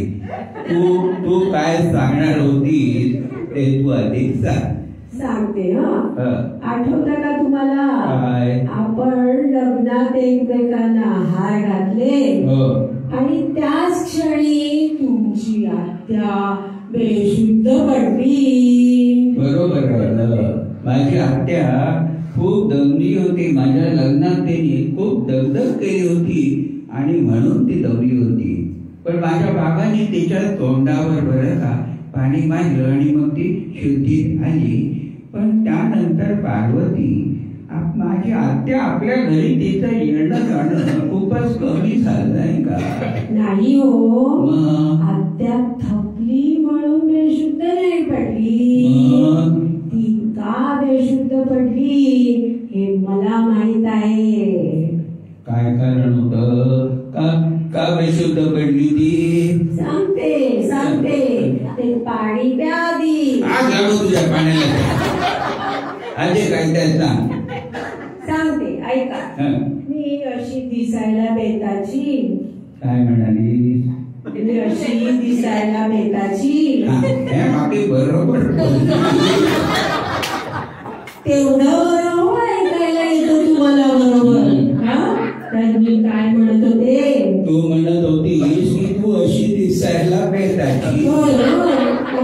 अहो त्यामुळे लग्न ठरत नव्हतं माझं. सगळीकडून नकार यायचे हो. मग माझ्या आजीने एक युक्ती केली. तुला सांगतो, तुझी आजी म्हणजे देव माणूस होती बरं का. म्हणून तुझ्या माहेरी गेल्यावर मी सगळ्यात आधी तुझ्या आजीला नमस्कार करत असते. त्याच देव माणूस आजीला सुचवलं बरं. आत्या बघायला आली आणि चहा पोहे घेऊन मला नाही पाठवलं, माझ्या मावस बहिणीला पाठवलं. अहो वत्सला तिचं नाव. गोरी गोमटी, नाकी लिटस, केस लांब सडक आणि अगदी मीना कुमारी सारखी. तुम्हाला मीना कुमारी आवडायची. आणि आत्या वत्सलेला नक्की निहाळून बघत होती. तिच्याकडे बघितल्यावर एकदम खुश झाली आणि तिथल्या तिथे तिने होकार दिला. लगेच लग्नाची तारीख ठरवली आणि म्हणाली माझा भाचा माझ्या शब्दाबाहेर नाही होतायचा. माझी पसंती ती त्याची पसंती. आणि लगेच 1 महिन्याने आपलं लग्न झालं. आणि त्या लग्नाच्या वेळेला आमच्या घरच्यांनी बोल्यावरती वत्सले ऐवजी मला उभी केली. आणि तुम्ही माळ घातलीत ना ती माझ्या गळ्यात बरं. आणि ती माळ घालताना माझा चेहरा दिसल्यावर तुमची आत्या बेशुद्ध पडली.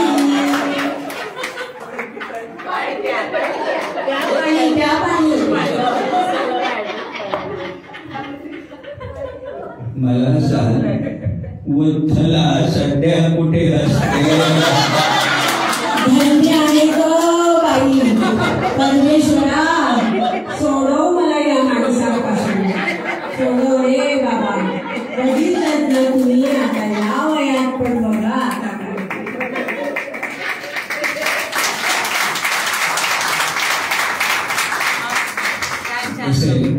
म्हटलं ना आजी शेरात सवाशेर होती म्हणून तिच्याकडे म्हण सगळ्यांना माहिती शेरात सवाशेर. पण पूर्वीच्या काळी तुमची आजी ती काही बोलताना जास्तीत जास्त म्हणीचाच वापर करत असे. ते कसं करत असे मला वाटतं त्यांची आजी ते जास्त अधिकपणे माझी आजी. मला कसं माहिती आम्ही दोघं एकाच गावच्या. माझी आजी कोणतेही वाक्य बोलताना ती म्हणीचा वापर करायची आणि खूप गंमत वाटायची त्यावेळेला. कधी कधी तो अर्थ पण कळायचा नाही त्याचा. मग तिला विचारायचा अर्थ म्हणीचा, पण ती म्हणीचा अर्थ सांगताना पण आणखीन एक म्हण त्याच अर्थाने सांगायची आणि तसं उत्तर द्यायची. एकदा काय झालं, माझा मामा चष्मा शोधत होता आणि चष्मा त्याने असा डोक्यावर ठेवला होता आणि चष्मा शोधतोय. आजीने विचारलं, काय रे बाबा, काय शोधतोयस? चष्मा. ती लगेच म्हणाली, गळ्यात गळसोळी आणि गावात बोंब. मला काही अर्थच कळला नाही. मी आजीला विचारलं, अगं म्हणजे काय ग आजी? ती म्हणाली, काय नाही ग, काखेत कळसा गावाला वळसा.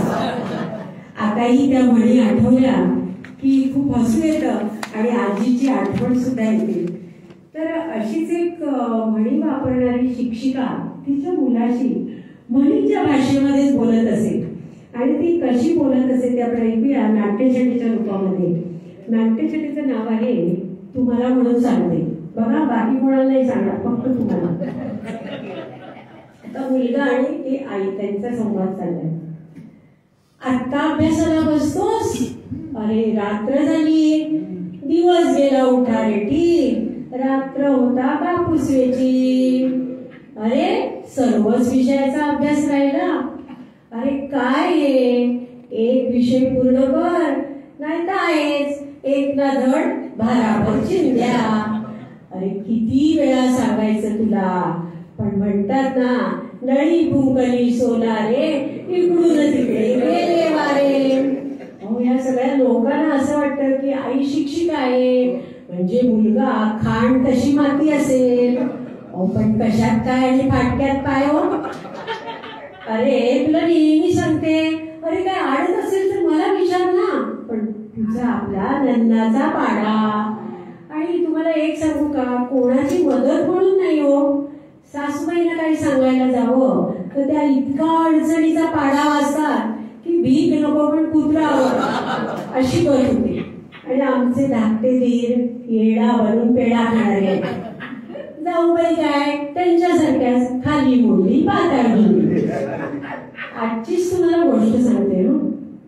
माझ्या नंदेला मी म्हटलं, अगं जरा भाजी चिरून दे ना मला. तर तिने दोन्ही हात माझ्या पुढे असे केले, मेहंदी लावलेले. म्हणजे आता कशी भाजी चिरणार? म्हणतात ना, तो आधीच उल्हास त्याच्यात फाल्गुन मास, आधीच काम करायला नको, आता मेहंदीच लावलेली. ह्या सर्वांना सांभाळता सांभाळता माझी पुरेवाट होते. कामबाई आपण सुसरबाई तुझी पाठ हो म्हणून सांभाळावं लागतं. आणि यांना काही सांगायचं म्हणजे आधीच हौस त्यात पडला पाऊस, अशी परिस्थिती. आणि आमचे सगळे शेजारी काय असेच आहे, तो सगळे देखल्या देवा दंडवत, कोणाचा काही उपयोग नाही. पण तुम्ही सगळे स्नेही आणि मैत्रिणी मात्र छान मिळाल्या ना मला. अहो तेवढ्यात पुढत्याला काडीचा आधार. काय रे, झाला का अभ्यास? आणि भूक पण लागली तुला? कुठलं पुस्तक हवंय तुला? अरे ते काय टेबलावर तर आहे, काखेत कळसा गावाला वळसा. अरे अरे अरे केवढा आवाज, मला केवढा धक्का दिलास, सगळे तांदूळ सांडले ना माझे. आता काय करावे बाई, घाईत घाई आणि बिंचू डसला ग बाई. केवढा आवाज झाला. आणि हे काय, हे आले वाटतं बाहेर. अगं तुझा लेक झोपलाय बघ, बसल्या बसल्या झोपलाय गजडा. आणि तुझं जराही लक्ष नाही, कुठलं काम तुला नीट जमत नाही. ऐकलं ना, बघा आता शेळी जाते जीवानीशी आणि खाणारा म्हणतो वातड. अहो पण बोलणार कोणाला? म्हणतात ना, पदरी पडलं आणि पवित्र झालं, पदरी पडलं आणि पवित्र झालं.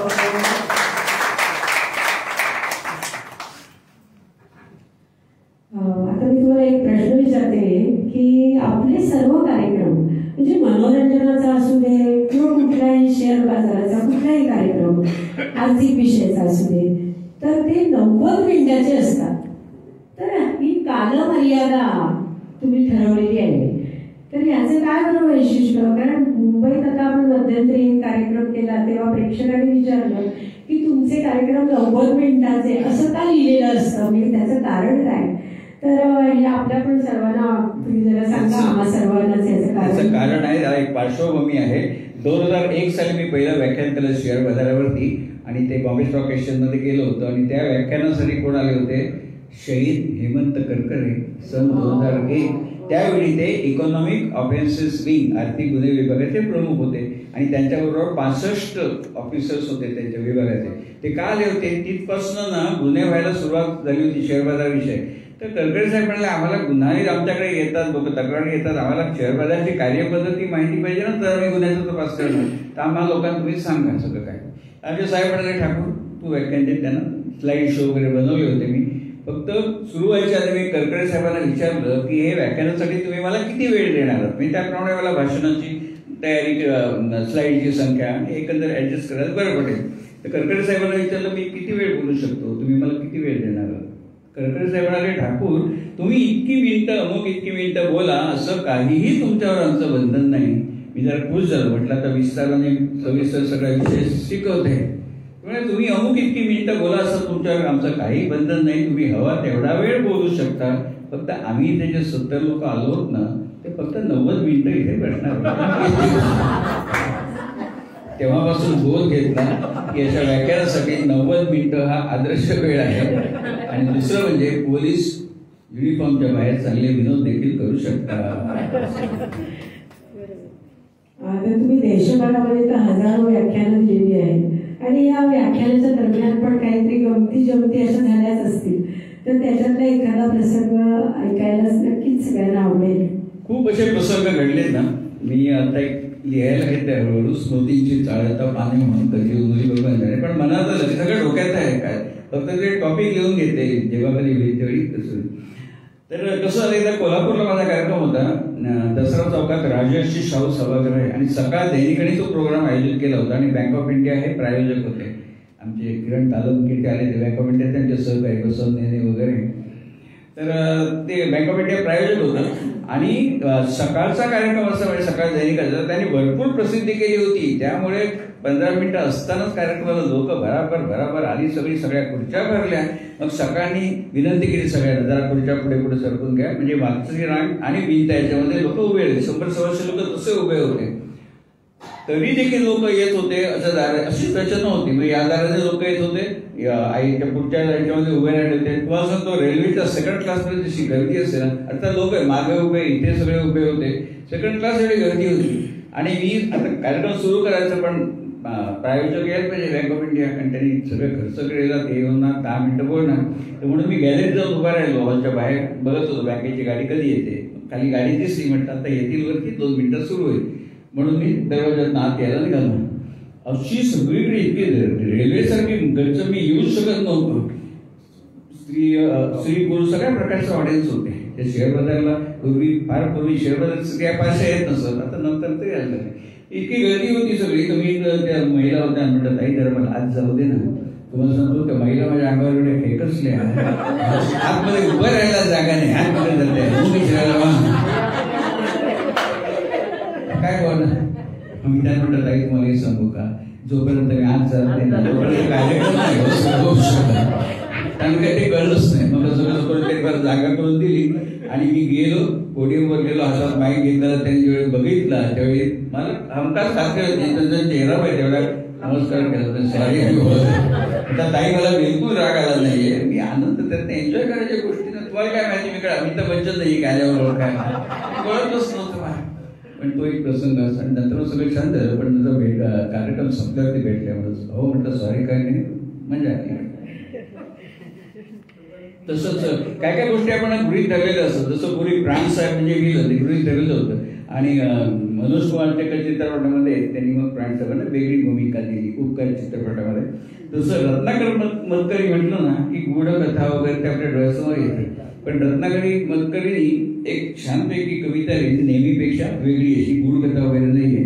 आणि आपण शोधक पत्रकारिता म्हणतो ना, तशा आमच्या ताई आहे. त्याचं काय काय वेगळं काय मिळेल ते शोधत असतात. तर त्यांना एक कविता मिळाली रत्नाकर मतकरींनी लिहिलेली, ती त्यांच्याकडूनच आपण ऐकूया. मला वाटतं ही कविता बरेच जणांना माहिती असेल, कारण आमचं शिक्षकांचं ट्रेनिंग असेल त्यावेळेला ही कविता बरेच वेळेला शिकवली जाते. सोमनाथ परब किंवा अर्जुन ठाकूर यायचे आणि ती कविता शिकवायचे की अशी इतकी सुंदर शिकवायची की तशी तुम्ही ते मुलांना जाऊन शाळेमध्ये शिकवा आणि ती मुलं तयार करा. त्याप्रमाणे त्यांच्याकडे ही कविता शिकून घेतली. आणि मी म्हटलं ही कविता लिहिली आहे कोणी, कोणाला सांगता येईल ना कोणी लिहिली. शेवटी मग मी असा शोध घेतला की कोणी ही कविता लिहिलेली आहे. मग तेव्हा कळलं की रत्नाकर मतकरी यांनी लिहिलेली आहे. मला खूप विशेष वाटलं, कारण त्यांची गूढकथा आणि गूढ गोष्टी सगळ्या ऐकलेल्या होत्या, वाचलेल्या होत्या. अशा तऱ्हेची कविता रत्नाकर मतकरी करू शकतात त्याचं आश्चर्यही वाटलं. आणि खरोखर त्याला सलाम केला की अरे वा, खूप सुंदर कविता तुम्ही लिहिली. विद्यार्थ्यांनी सुद्धा ती कविता चांगली ग्रहण केली आणि चांगली म्हणून दाखवत असं. तर ती कविता मी सादर करते. इथे कोण शिक्षक असतील त्यांना ते नक्कीच आठवेल. स्वर्गात आकाश गंगा, गंगेला सोनेरी घाट, घाटाला पायऱ्या 100, झाला आनंद आली बहार, झाला आनंद आली बहार. घाटाशी लावीला एक स्वर्गीय कल्पतरू, घाटाशी लावीला एक स्वर्गीय कल्पतरू. तरुला फांद्या 100, तरुला फांद्या 100, झाला आनंद आली बहार, झाला आनंद आली बहार. तरुच्या फांदीवर फुले फुलती नक्षत्राची, तरुच्या फांदीवर फुले फुलती नक्षत्रांची. फुलाला पाकळ्या 100, फुलाला पाकळ्या 100, झाला आनंद आली बहार, झाला आनंद आली बहार. सुटलं वारं जोरात, फुलं विखुरली पाण्यात, सुटलं वारं जोरात, फुले विखुरली पाण्यात.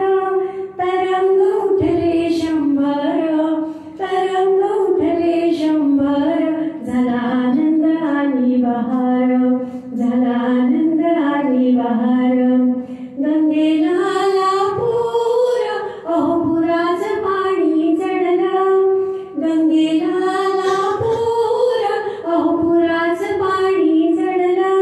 बुडाल्या पायऱ्या 100, बुडाल्या पायऱ्या 100, झाला आनंद आली बहार, झाला आनंद आली बहार. स्वर्गात आकाश गंगा, हरी गंगेला सोनेरी घाट, घाटाला पायऱ्या 100, झाला आनंद आली बहार, झाला आनंद आली बहार, झाला आनंद आली बहार. या कार्यक्रमाचं रेकॉर्डिंग होत आहे. उद्या सकाळी यूट्यूबवरती जाईल आणि यूट्यूबची लिंक मी कीर्तीताईंना पाठवेन, ते त्यांच्या ग्रुपवर टाकतील आणि तुमच्या सगळ्यांची यादी माझ्याकडे व्यक्तिगत मी तुम्हाला पाठवेन. तसंच अनेक मंडळी येऊ शकत नाही आणि आज मी याची जाहिरात केलीच नव्हती, कारण आमचा शुक्रवार तारा तिकडे तिथे पण सभासद आहे आणि जागेचा प्रश्न आहे, त्यामुळे ती लोक बघतील. असो, आपण सगळी मंडळी एकाच वयोगटातली होत, त्यामुळे आपल्याला जुन्या गोष्टी सगळ्या आठवून त्या रिपीट करायला आवडतात. तसं 1970 साली एक चित्रपट आला होता, जुनं ते सोनं म्हणतात ना तसं. त्या चित्रपटाचं नाव होतं साधू और शैतान, मेहमूदचा चित्रपट होता. तर त्यामध्ये हे दिग्दर्शक लोक किती म्हणजे हे असतात, ग्रेट असतात. एखाद्या माणसाची व्यक्तिरेखा एस्टॅब्लिश करायची त्यासाठी किती वेगवेगळे हे वापरतात ते फंडे. तर त्यामध्ये साधू और शैतानमध्ये ओमप्रकाश दाखवले, एक सज्जन मनुष्य सत्वशी बँकेमध्ये कॅशियर असतात. आता त्याची कॅरेक्टर कसं दाखवायचं, ते बँकेत बाहेर पडतात संध्याकाळी बँक बंद झाल्यावरती. तर असं येताना त्यांना एक पक्षी विकणारा माणूस भेटतो, हातात पिंजरे असतात, त्या पिंजऱ्यामध्ये रंगीबेरंगी पक्षी असतात. ओमप्रकाश विचारतात त्या पक्षीवाल्याला की हा पिंजरा हे पक्षी कसे दिले, तुम्हाला 70 रुपये. ओमप्रकाश विचारतात 70 रुपये म्हणजे कसं काय, तुम्हाला 20 रुपये पिंजऱ्याचे आणि 50 रुपये पक्ष्यांचे. ओमप्रकाश म्हणतात मला फक्त पक्षी पाहिजे, पिंजरा नको. तो पक्षीवाला म्हणतो पिंजऱ्याशिवाय पक्षी काय करणार तुम्ही, म्हणतो तुला काय करायचंय, तुला पैशाची मतलब ना, 50 रुपये मी देतो, मला पक्षी दे. ठीक आहे म्हणा, त्याला काय फरक पडत नव्हता. मग 50 रुपये देतात ओमप्रकाश त्याला पक्षीवाल्याला आणि पक्षी पिंजरा त्यांच्या हातात देतो. ओमप्रकाश पिंजऱ्याचं दार उघडतात आणि सगळे पक्षी भरून जातात. तर तो पक्षीवाला सांगतो ओमप्रकाशना, ओ महात्मा ये क्या कर दिया आपने. काय झालं, अरे बाकी पंछी उसको मार डालेंगे ना. त्यावर ओमप्रकाश म्हणतात मरेंगे तो क्या, आजादी की मौत तो मरेंगे. तुझ्या पिंजऱ्यामध्ये 2 वर्ष त्याचं आयुष्य असतं, दळून मारणार, आजादी की मौत तो मरेंगे. म्हणून म्हटलं ही मंडळी किती त्याची व्यक्तिरेखा कळते आपल्याला. आणि अनेक असे जुने चित्रपट 1966 एक चित्रपट आला होता, महाभारत नावाचा, दक्षिणेकडचा होता. दक्षिणेकडचा चित्रपट म्हणजे ट्रिक सेनची लैलू. तो खूप तो अनेक वेळा भेटला होता. त्यावेळी पगार कमी होता, आमच्या बँक ऑफ इंडियात मी लागलो 238 रुपये पगार होता. मग काय मॅजेस्टिकला जायचं आणि 1 रुपयाचं तिकीट काढायचं सगळ्यांना, चालत असेल सगळ्यात पुढचं असेल. तर त्या महाभारत चित्रपटामध्ये सगळे मोठे मोठे स्टार होते, अभि भट्टाचार्य, प्रदीप कुमार वगैरे. त्यामध्ये असं दृश्य दाखवलंय की कर्ण आणि अर्जुनाची घनघोर लढाई चालू असते आणि एका क्षणी अर्जुन कर्णाच्या रथावर बाण मारतो आणि कर्णाचा रथ घोड्यासकट 8-10 फूट मागे ढकलला जातो. अर्जुन खुश होतो आपल्या पराक्रमावरती. 8-10 फूट कर्णाचा रथ घोड्यासकट मागे ढकलला जातो. थोड्या वेळाने युद्ध चालूच आहे. थोड्या वेळाने कर्ण अर्जुनाच्या रथावर बाण मारतो आणि अर्जुनाचा रथ साधारण 1 इंचभर मागे ढकलला जातो घोड्यांसकट. आणि त्यावेळी भगवान श्रीकृष्ण ते सारखीच होते अर्जुनाचे. तर अर्जुनाचा रथ कर्णाच्या बाणाने मागे एवढा सरळ करते, कृष्ण म्हणतात महावीर कर्ण की जय हो. त्यावर अर्जुन विचारतात भगवान श्रीकृष्णांना, केशव खरे त्याचा रथ मी 8,000 फाट मागे ढकलला, तुम्ही मला काही शाबासकी दिली नाही, आणि त्या कर्णाने माझा रथ एवढासा मागे ढकलला, तर तुम्ही लगेच म्हणता महावीर कर्ण की जय हो. केशव ऐसा क्यों? तेव्हा कृष्ण सांगतात अर्जुनाला, पार्थ अरे तुझ्या रथावरती महाबली हनुमान बसले आहेत. 3 लोकांचा भार खांद्यावर घेऊन मी तुझ्या रथावर बसलो आहे. ऐसे रथ को इतना सा भी पीछे ढकेलना कोई मामूली बात नहीं है. असं सगळ्यांना जुनं ते जुनं आपण म्हणतो करत असतो. बहिणाबाईंचा कालच बहिणाबाईंचा कार्यक्रम असतो, त्या तिथे आणखी 4 जणी करतात. तो कालच ह्याला झाला मुलुंडला. बहिणाबाई म्हणजे एक विद्यापीठच होतं. त्यांचं जे अष्टाक्षर म्हणजे 8-8-8-8. मला वाटत नाही की बहिणाबाईंच्या वेळी सगळं शास्त्र होतं की नाही, पण त्यांनी जे आपसूक त्यांच्यातनं आलं ते आम्ही फॉलो करतो. तर जसं खोप्यामध्ये खोपा सुरळीचं चांगलं 8-8-8. तर ताई पण अशा कविता करतात चांगलं. तर ते कविता त्यांनी केली रंगवेळ पहाटेची, ती आपण बहिणाबाईंच्या पासून बरेच जण स्फूर्ती घेतात, मीही घेतली. आणि त्यांच्या कविता सगळ्या आशयप्रधान आणि सगळ्या सकारात्मक. मी कुठल्याही प्रसंगी त्या कधीही खचल्या नाही आणि इतक्या सगळ्या छान कविता त्यांच्या. तर ही पण एक पहाटेची वेळ आपल्या खेड्यातली अशी कविता केली होती. रम्य वेळ पहाटेची दव बिंदू तृणांवर, नवरूप निसर्गाचे दाट धुके धरेवर, हलकेच किलबिल हळूवार थर थर, कल्पवृक्ष डोलताना दिसे देखावा सुंदर, रमणीय वनश्री घेई धुक्याची चादर, जशी पांघरून शाल श्वेत वर्णाची धूसर, रवी किरणे सोनेरी ते जाळली वसुंधरा, अलगद धुके दूर जाग येतसे पाखरा, क्षणभंगुर जीवन जरतर असे सारे, घेई जाणून मानवा रंग जीवनाचे न्यारे, जोडी खिल्लारी बैलांची कशी दिसते देखणी, किती वर्णावे तयाना आता ठेवते लेखणी, किती वर्णावे तयाना आता ठेवते लेखणी. ताईंचा गीतसृष्टी कार्यक्रम असतो, त्याचे 94 प्रयोग झाले. संधी मिळाली तर आम्ही कीर्तीताईंना सांगू की कोमल सापतर्फे 100 तर त्यामध्ये मी निवेदन करतो त्यांच्या कार्यक्रमात आणि एखादं दुसरं गाणं म्हणतो त्यांच्याबरोबर. आपण लग्नात नाही का सत्यनारायण उरकून घेत गाणी म्हणायचं त्यांच्या कार्यक्रमात उरकून घेतो दुसरं गाणं असं. पण त्यांचं मी अनेक जरी गाणं म्हणत नसतो ना तरी त्यांच्या त्या कार्यक्रमात खूप शिकलो मी. आता बघा नेहमी कसं म्हणतात, आता ठेवते लेखणी आता ठेवते रेखणी. मला लगेच 40 वर्ष मागे जायला झालं. शम्मी कपूरचा सिनेमा. आवाज देके हमें तुम बुलाओ, मोहब्बत में इतना न हमको सताओ, न हमको सताओ. मी ताईला विचारलं, म्हटलं याचं काय तेव्हा शास्त्र आहे त्याला, कधी त्याचं म्हणायचं कधी असं म्हणायचं. न हमको सताओ म्हणजे क्लोजला असं म्हणायचं, म्हणजे प्रेक्षकांनाही कळतं की गाणं संपत असो. तर आता कोमल साहेबाचा कार्यक्रम आहे. कोकण मराठवाला अनेक लोकांना विचारलं कोमल साहेब म्हणजे काय म्हणतात. कोकण मराठी साहित्य परिषद. आता कोकण म्हटल्यावरती कोकणीचं काहीतरी कोकणामध्ये यायला पाहिजे. कोकण म्हटलं कोकणी भाषा म्हणजे आमची मालवणचीच भाषा. तर एक मालवण म्हटल्यावरती आपल्या डोळ्यासमोर येतं मच्छिंद्र कामणी. कारण मालवणीला प्रतिष्ठा जी दिली.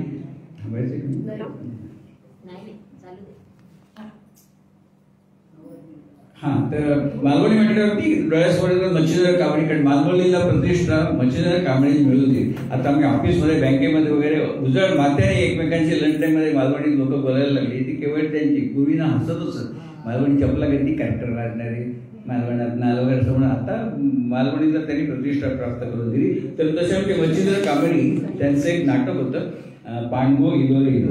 तर छोटासा त्यातला एक संवाद आपण सादर करून कोमल साहेबाचा कार्यक्रम म्हटल्यावरती कोकणी भाषेतला हवंच काहीतरी. तर मच्छिंद्र कामणींचं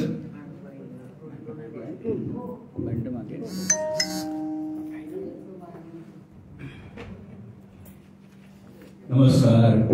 माझी ओळख करून देत आहे.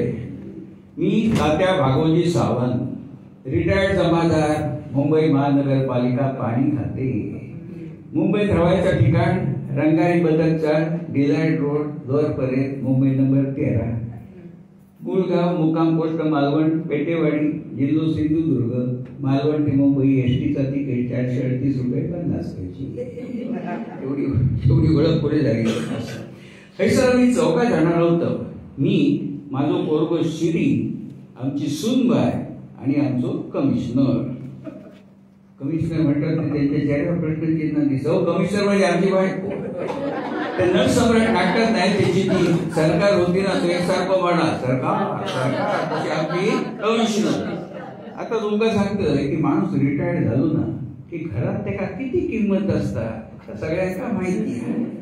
हे असतं तगडे पण असतं. म्हणजे तुमचा माझा सगळ्यांचा साहित्य.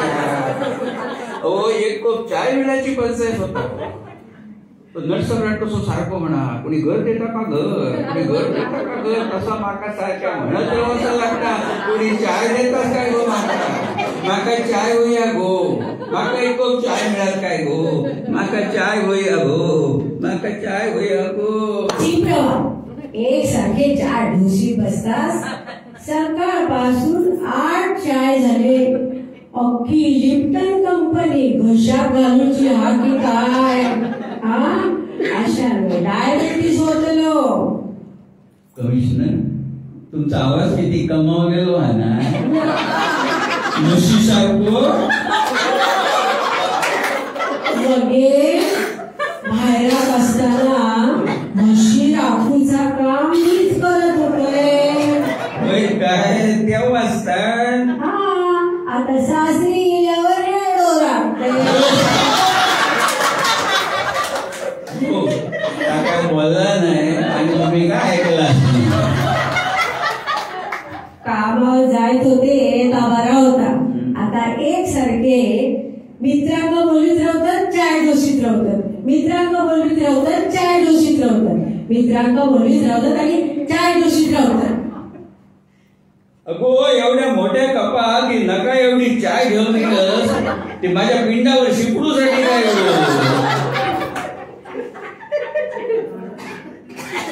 अगो यमाच्या रेड्याच्या बहिणी योगच तरी घेऊन जा. ऐकता काय बघा मग असो. तर मंडळी श्रावण महिनो इलो. श्रावण महिनो इलो की लोक कसले नाही कसले संकल्प करतात. मी पण संकल्प केले ज्ञानेश्वरीची पोथी वाचायची. कसं झालं, ऑफिसात रिटायर्ड झाले ना, त्या ऑफिसात त्या मंडळीने म्हाका ज्ञानेश्वरीची पोथी भेट म्हणून दिली. हो तुमका सांगतोय 34 वर्ष नोकरी केलंय मी. 34 वर्ष माका वाटला काहीतरी मोठी वस्तू देती, मिक्सर देती, वॉशिंग मशीन देती. हे मेल्याने देव गेल्याने काय ज्ञानेश्वरीची पोथी. तुमका सांगतोय या माझ्या निरोप समारंभासाठी ऑफिसमधल्या सगळ्यांच्याकडसून वर्गणी गोळ्या केल्यानी तुमका काय सांगा, माय झ्यानी माझ्याकडसून सुद्धा वर्गणी. काय बोलायचं, काय बोलण्यासारखे माझ्याकडून सुद्धा वर्गणी घेतली. असो, तर आता ह्यो संकल्प किती दिवस टिकतात तो बघूया. ज्ञानेश्वरी वाचूचो भूतूसून कसलो तरी वास येत आहो. असे चांगलं वास येत ठेवलं ना की वाचनात लक्ष लागत नाही. आता असं करतय की कमिशनर बोला विचारतय कसं वास येतात तो. मध्ये बघूया. शांतबाई हो, गो शांतबाई, संध्या गो, संध्या गो, राणी आहे संध्या. काय हो, किती ओरडतास? बघलास ना, आडनाव घेऊन हाक मारले तेव्हा बाहेर गेला. किती ओरडत होतास? तू बस बस बस बस. का सांगते माका एक सांग. अगो ऋतूसून कसं तरी चांगलं वास येतात.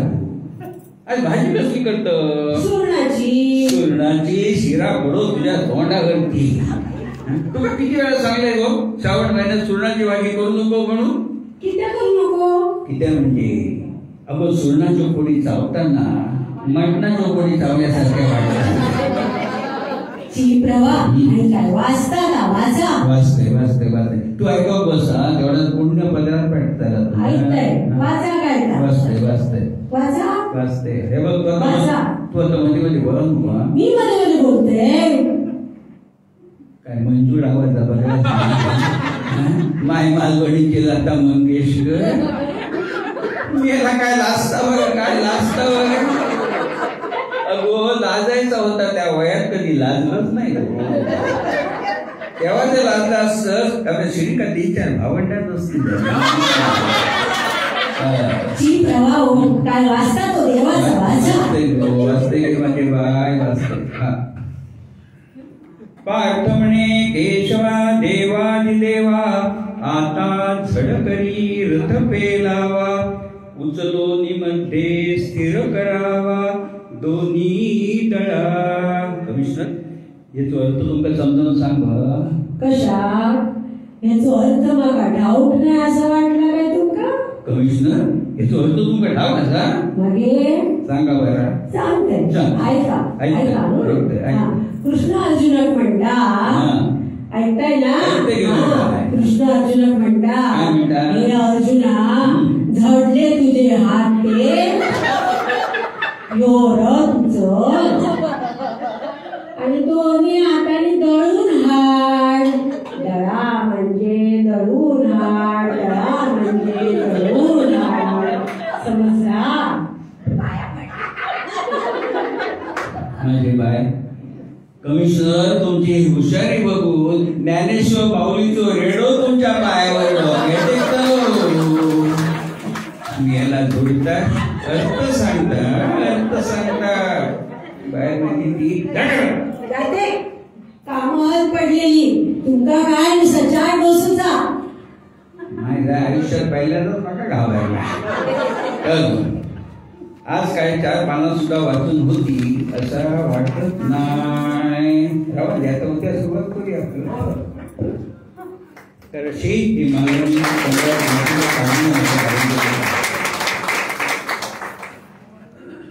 आपण तर समारोपाकडे आलो. सगळ्यात पहिली खूप बरं वाटलं. आणि हा जो कार्यक्रम आहे आनंदाचे डोही, त्याची कथा अशी आहे, सगळं लिहून तयार होतं पण फायनल झालं नव्हतं, तालमी झाल्या नव्हत्या. आणि आमच्या शुक्रवारामध्ये रामदास कामत साहेब काँग्रेस समितीचे ते स्टेट बँकेत मोठे ऑफिसर होते, त्यांचा कार्यक्रम ठरला होता. आणि आदल्या दिवशी त्यांना एक अपघात झाला आणि ते ऍडमिट झाले. त्यांच्या विषयीचा फोन आला तर येऊ शकत नाही म्हणून. आता काय करायचं, उद्या कार्यक्रम आहे आज. मग हे सगळं जमवाजमव केली आम्ही रातोरात. रात्री तारीख केली, सकाळी केली आणि एका दिवसाच्या नोटीसने सगळ्या कार्यक्रम बसवला. त्यामुळे पण तो त्याचं श्रेय त्यांना आहे. मागे वाईट झालं पण चांगलं झालं. आणि बरेच आता हा आजचा 6वा कार्यक्रम आहे. हा परवाच्या दिवशी माटुंगा सेवा सदन मंडळ महिला मंडळ तिथेही झाला होता. तर आपण कार्यक्रमाचा समारोप एका जुन्या गाण्यांनी करूया. या कार्यक्रमामध्ये गाणी तिनं ठेवली होती कारण विविध रंगी कार्यक्रम आहे म्हणून. तर जुनं नाटक उमस पडेल तर चित्रपटातलं गाणं रमेश देव आणि चित्र त्यांच्यावर चित्रण झालंय. त्याचं गाण्याचं नाव बोल आहे उमस पडेल तर म्हटलं सगळ्यांना समजतं उमस पडते.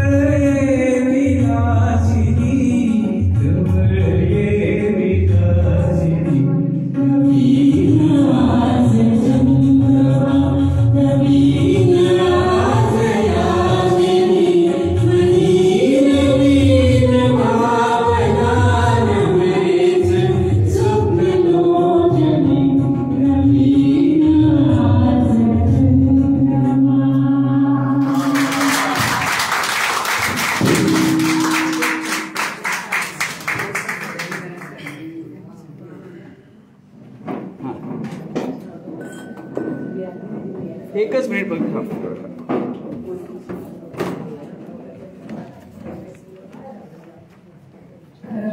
इतक्या सुंदर कार्यक्रमानंतर काय बोलावं हा प्रश्न पडतो.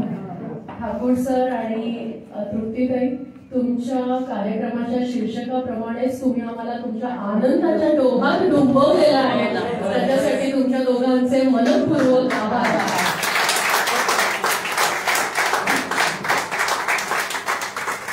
मंडळी म्हणतात ना की सवाल फक्त व्हायचा, पण आभाराने भार जरासा हलका होतो.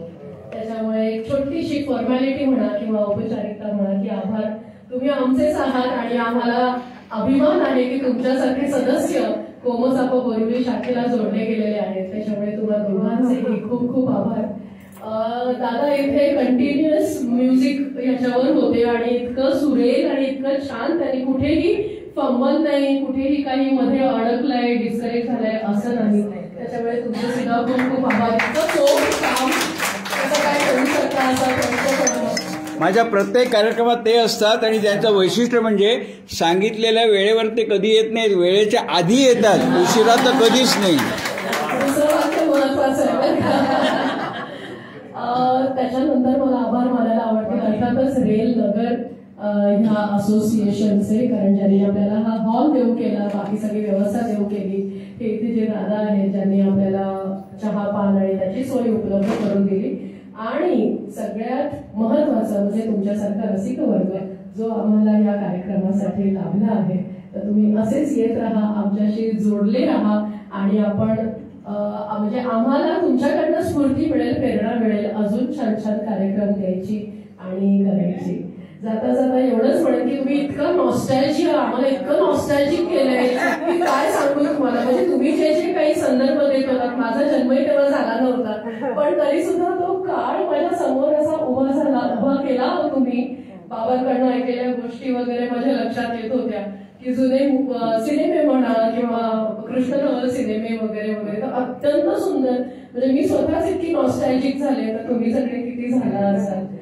तर असं म्हणतात शेवटी जाता जाता या 4च ओळी मला सांगायला आवडतील की तुझे माझे सारे ओझे कशासाठी धाव, तुझे माझे सारे ओझे कशासाठी धाव, शपथ घालून नदी वडव बुडून जाईल गाव. डोळे मिटून घेतलेस तरी स्वप्नामध्ये जाग, डोळे मिटून घेतलेस तरी स्वप्नामध्ये जाग. एक रावा कातर वेळी काढत येईल माग, एक रावा कातर वेळी काढत येईल माग.